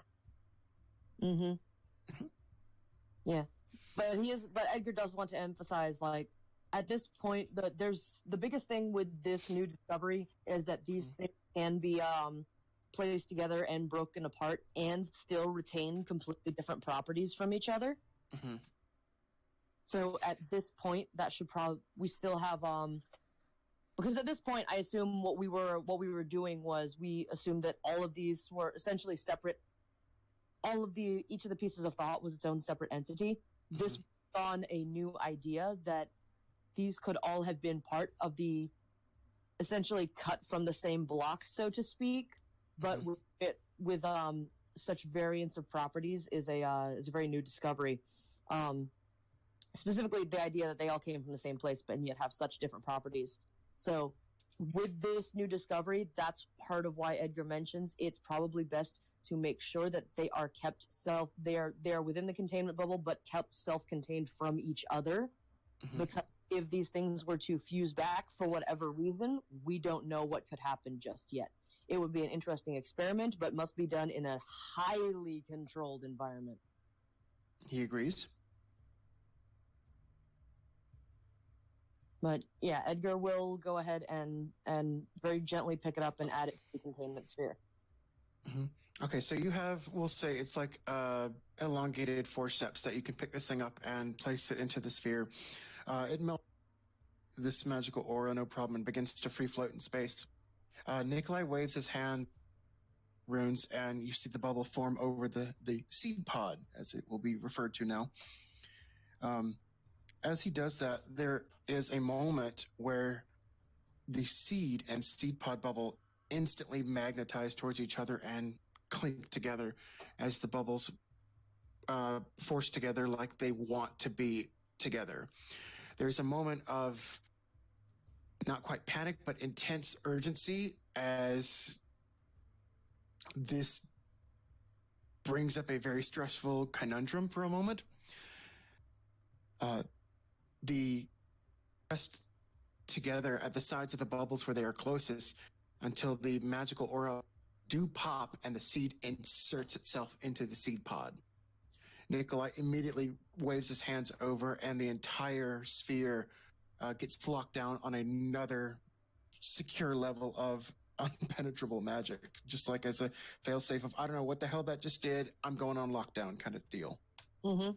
You can still see everything, but right now it's on quarantine, so to speak. Yep.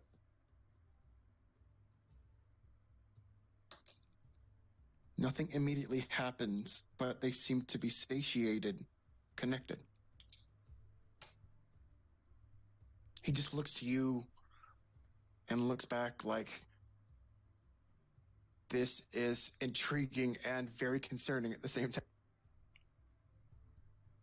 Edgar's just gonna give kind of that sparkling smile that he has. He's got a bit of a glitter in his eye. Get out the notes that we did on the seed pod prior. Yeah, he immediately begins referencing anything he can. Yep. Let's see what makes this new force tick. So he's going to start getting out notes. He's going to want to start experimenting on the new collective right away. I think it would be wise to give it a break. You've done enough for one day. A calm voice calls from the other side of the room. You look over and you see two familiar paladins. Yep. You see Valentine Strife in her full-fledged armor putting a gentle arm around Vivian Amberbrose, who is currently in some form of pajamas. And she looks tired. Oh. You can see she's come out of the doorway. You know that you have never been in it, but you know that's her room. Yeah. You can easily guess that Valentine is here to watch over her as she slept. Mm-hmm. I forgot she's needed someone to watch her while she sleeps. Mm-hmm. Mm-hmm. I see you've gotten another one, and I greatly appreciate that, Mr. Marlowe. Dr. Marlowe, she catches herself. She's very tired.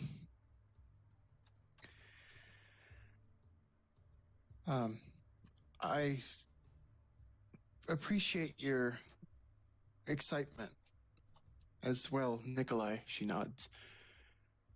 But don't overwork yourselves, please. This is exciting. Time off is important too. Oh my god, why is Vivian there? Edgar kind of chuckles and says, "Oh, I see. Aren't we? Isn't the pot calling the kettle black there, Miss Amberbrose?" She gives a little weak. She steps back and ducks behind the doorway for a second, and Valentine just holds up a hand like, what, where? And she returns back around with Birdcage. Hmm. She has a nice little cockatiel. Aw. As I'm just up briefly, just feeding my little baby here. Aw. With Valentine's help, they hang it in the corner of one of these rooms where it looks like it was set up previously for a birdcage. She thanks both of you for any and all work you've done or have been doing. She basically just says she will see you around, and she appreciates everything you're doing. You can tell Valentine was probably trying to get her ready for bed, or either she just briefly woke back up. Mm.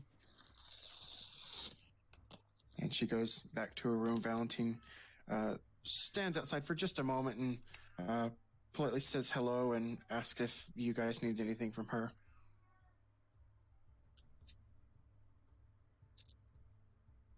Nikolai doesn't seem to need anything.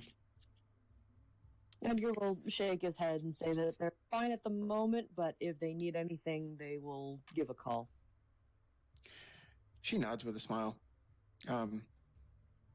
She'll politely depart and go into Vivian's room, shut the door politely. Nikolai will look to you and kind of just grumble to himself, I know I'm excited too.